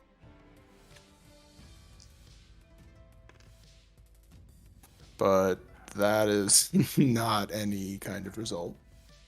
Ooh, you got all books, huh? Mm-hmm. Okay. Alright, terrible roll. It actually misses you. Okay. But then it gets another attack because even though it stopped there, it just means it's going to attack Rook again instead of attacking Nightingale. And now I am not dodging. Okay, are you in green terrain? No, you're not. Okay. No. Oh, but it missed you, right? Just now? So it loses its courage. You lose courage when you miss. Goodbye, And courage. because it missed, I will go ahead and exhaust my shield. Oh, you're going to counter its counter? Nice. I can't dodge this time. 11. 11 hits by 1.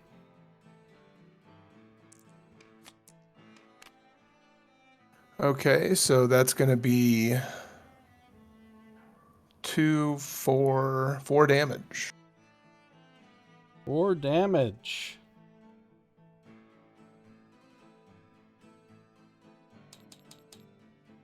Okay. Now finally it does its last attack against you. This is not a follow-up, it's a separate step, so it doesn't get interrupted by the counter. Okay. 12. I think this is another fate engine to ignore the symbols on 8. Double fate engine is nice. So it just does nothing then, because your armor will block the small amount of damage that gets through. Yeah. Sweet. Finally, it's done. Finally.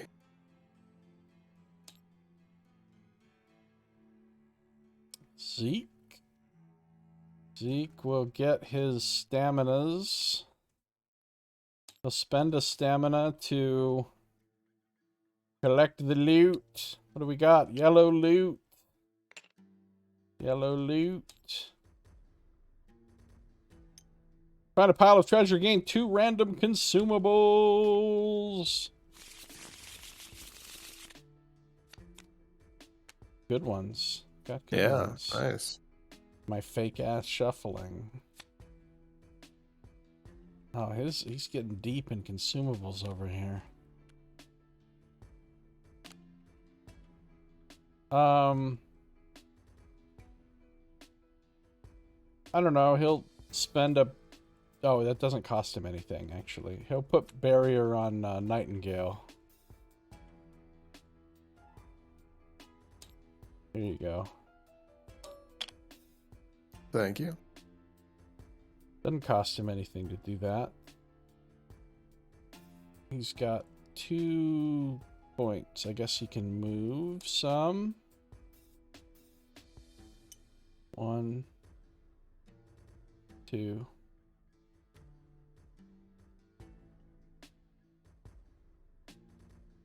3, 4, 5, 6, 7, 8.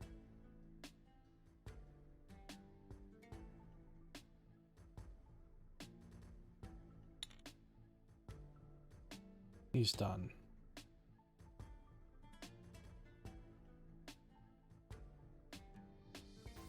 Rook's turn again. Okay. Polish this dude off. 1 courage stifle will kill it. You can succeed. Well, then let's do a courage stifle. I'm going to go ahead and empower it. Why not? Go nuts. We need to get forebode for Rook. So he has a free reroll every turn. That'd be great with all this empowering, because then you can reroll. Yeah. Wait, does forebode work on the black? Maybe it doesn't. No, it doesn't work on the black, but even so, it'd be pretty good. Well, 12. 12 versus its 2 white dice. It does not resist. It's dead. That is another loot card.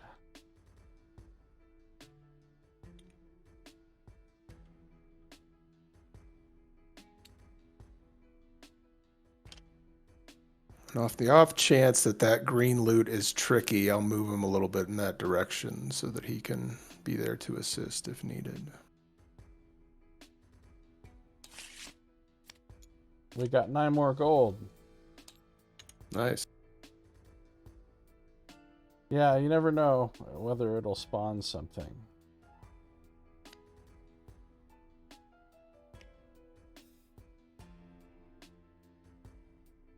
Remy's turn. All right. Rem dog. Well, she'll move a bunch. She'll fly, I guess. 1, 2, 3, 4, 5, 6, 7. Yeah, she's got enough to get to here and pop the loot. Green loot. You find a pile of treasure. Oh, I thought this was saying something about spawning animates, but it says gain 1 random animate monster loot. Then remove it, which is great. Remove this token from the game. That's another material. Animate monster loot. Where's the monster loot? Monster loot.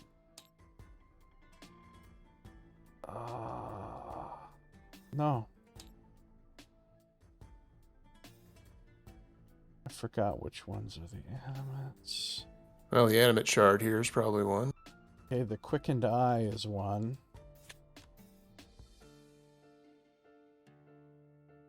Animate shard is one. Probably the only 2 for animates.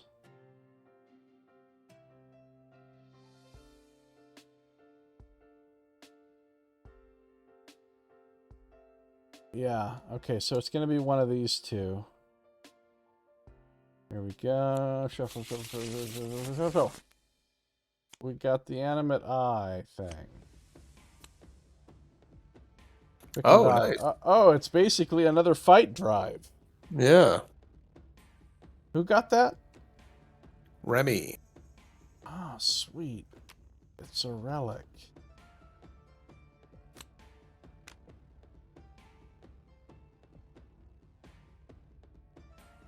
Get out of here, adrenal gland.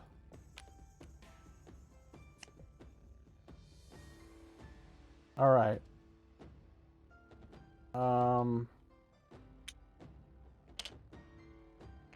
That's all for her turn. So we've done everything, right?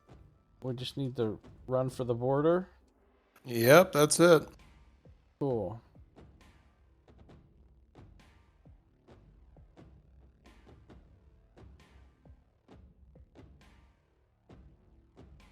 Okay, let's see how far Nightingale can get here.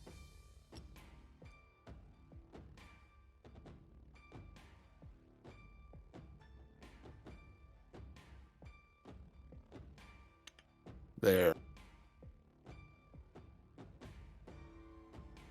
All right. This is an urgency round. Well, we don't get one yet because creatures died and stuff this round. We'll get an urgency token. I thought a creature had to act.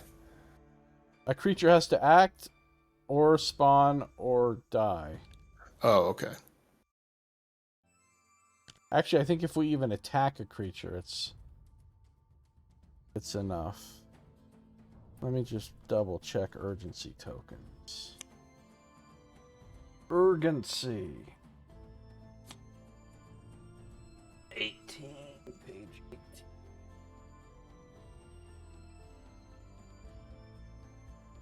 If no opponent had an AI step with a true condition, no opponents were defeated, and no opponents were spawned. Okay. So if they act, die, or spawn, we don't get one. So we'll get one at the end of this round if nobody gets to the exit. Well, Remy can fly pretty far, but she can't fly that far.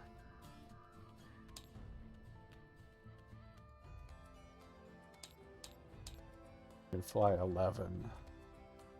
1, 2, 3, 4, 6, 7, 8.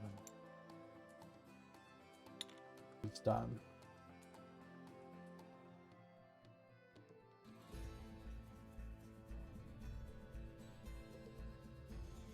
Zeke.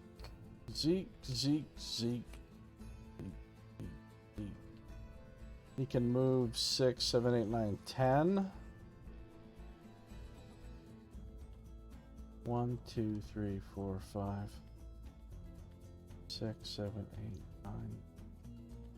Just go in the water.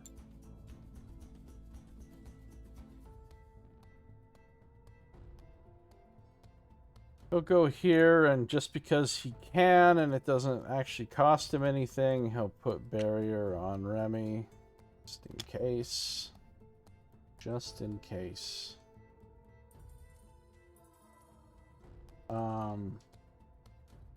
What is Rook gonna do? Can he get to the exit? No. Let's see. He does have a lot of... 2, 3, 4, 5, 6, 7, 8, 9, 10, 11. So he's going to stop here. Actually, that's not true. I'm going to stop there. Okay. Now, Nightingale can absolutely make it.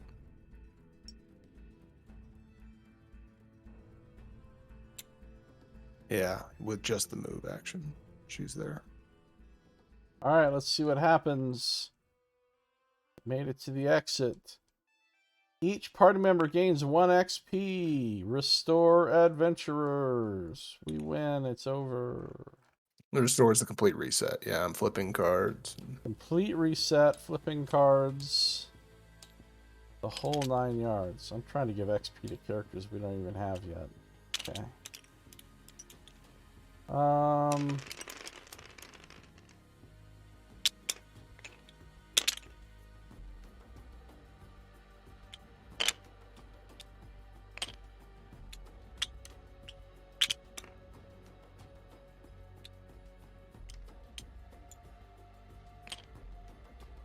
All the damage goes away. All the damage and the stamage.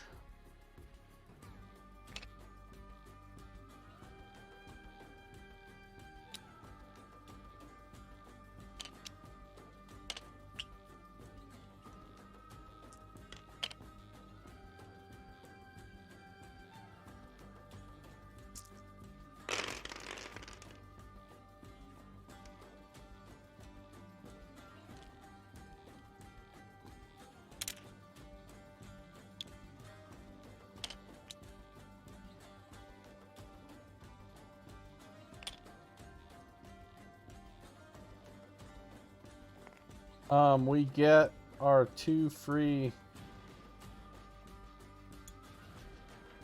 consumables. Oh yeah.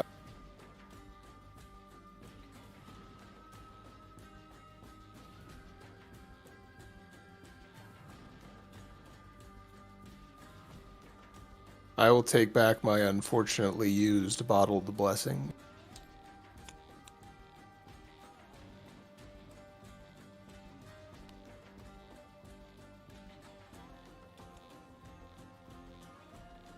I'll take a hyper energy. Allegedly.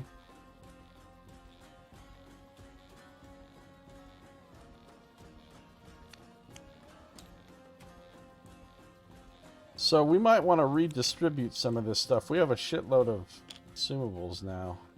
Yeah. On various people. But let's see here. Anything else? Go to problem solved, page 52.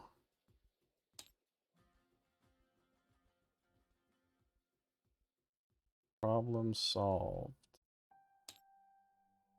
Problems solved. They found Thurl near the same corner he'd been on before, resting against a building and reading the city paper. He looked up at their approach, hastily getting to his feet. "You're back!" He bowed respectfully to Zeke and Nightingale. "How'd it go?" Not that he would have to look very closely to see they were in high spirits. "We nailed it, obviously," Nightingale grinned. "I don't think there'll be any more Loa attacks. You can rest easy." Rook explained their experience in detail, recounting the Loa they had spared. Thurl counted out gold for each one and proffered the resulting handful towards Nightingale. "Thank you so much, Princess." He looked up towards Zeke. "You don't know how much it means to me that nobody else will suffer because of my mistake." He tucked the rest of his gold away. "You can bet I'll spread the word. Even the newest member of the Arson and Zhang families care about the people of Alinea." He wandered off, practically shouting as he went. Remy nudged Nightingale on the side with one of her wings. "Just don't let it go to your head, right?" Knight's smile never wavered. "Well, we killed it out there." We're successful adventurers. Yay. Thank you, random citizen. It was definitely right and proper of you to reward children of 2 of the most wealthy and influential families in the realm out of your own pocket. I know, right? Well, that's 50 more gold.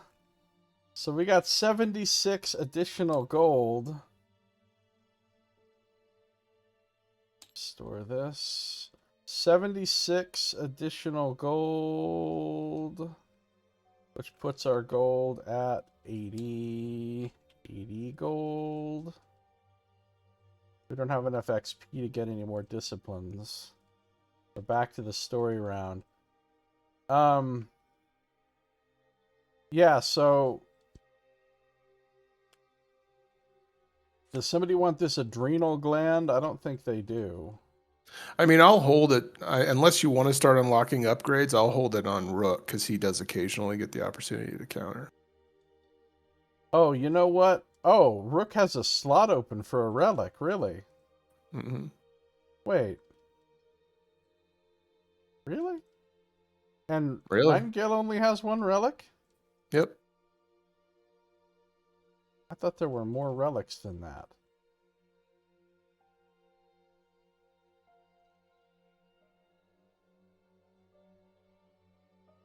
I was wrong. Yeah, you can have the adrenal gland.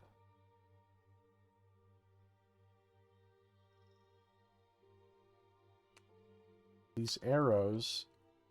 So Zeke can actually use both arrows because he can keep 1 arrow in his quiver and 1 in his relic thing. So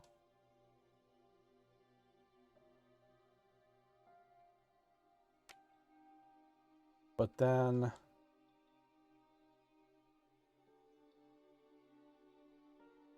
So you're got +2 range effectively now, huh? I think that's how it works. Yeah, nice. I mean, logically, that doesn't make sense. Why would having more arrows give you even more range? But, like, just based on the way the game works. I think so. Look, you gain range by shooting an arrow and then shooting a follow-up arrow that nudges that first arrow forward a bit. So, the more you can chain that, obviously, the longer the range is going to be. Seems reasonable. Yeah. That's how arrows work. So, are we happy with our distribution of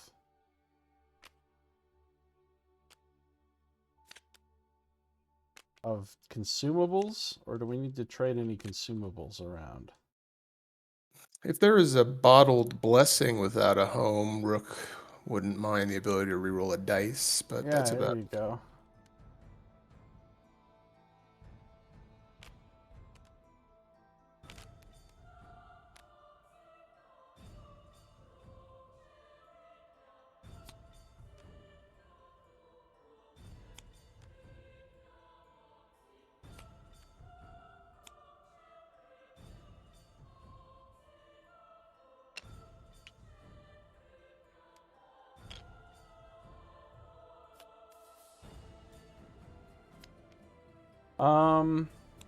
Is there anything we need to spend money on at this point? I don't think so.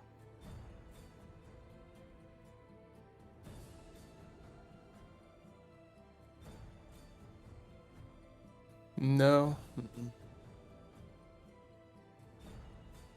Yeah, so I think we're good for the next side quest. How much time do you have before you have to go?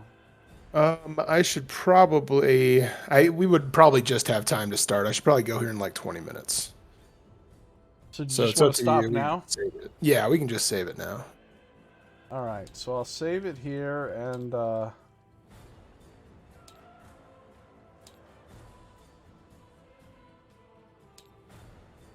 next time we'll go do cave sickle extermination. Perfect. Sounds fun.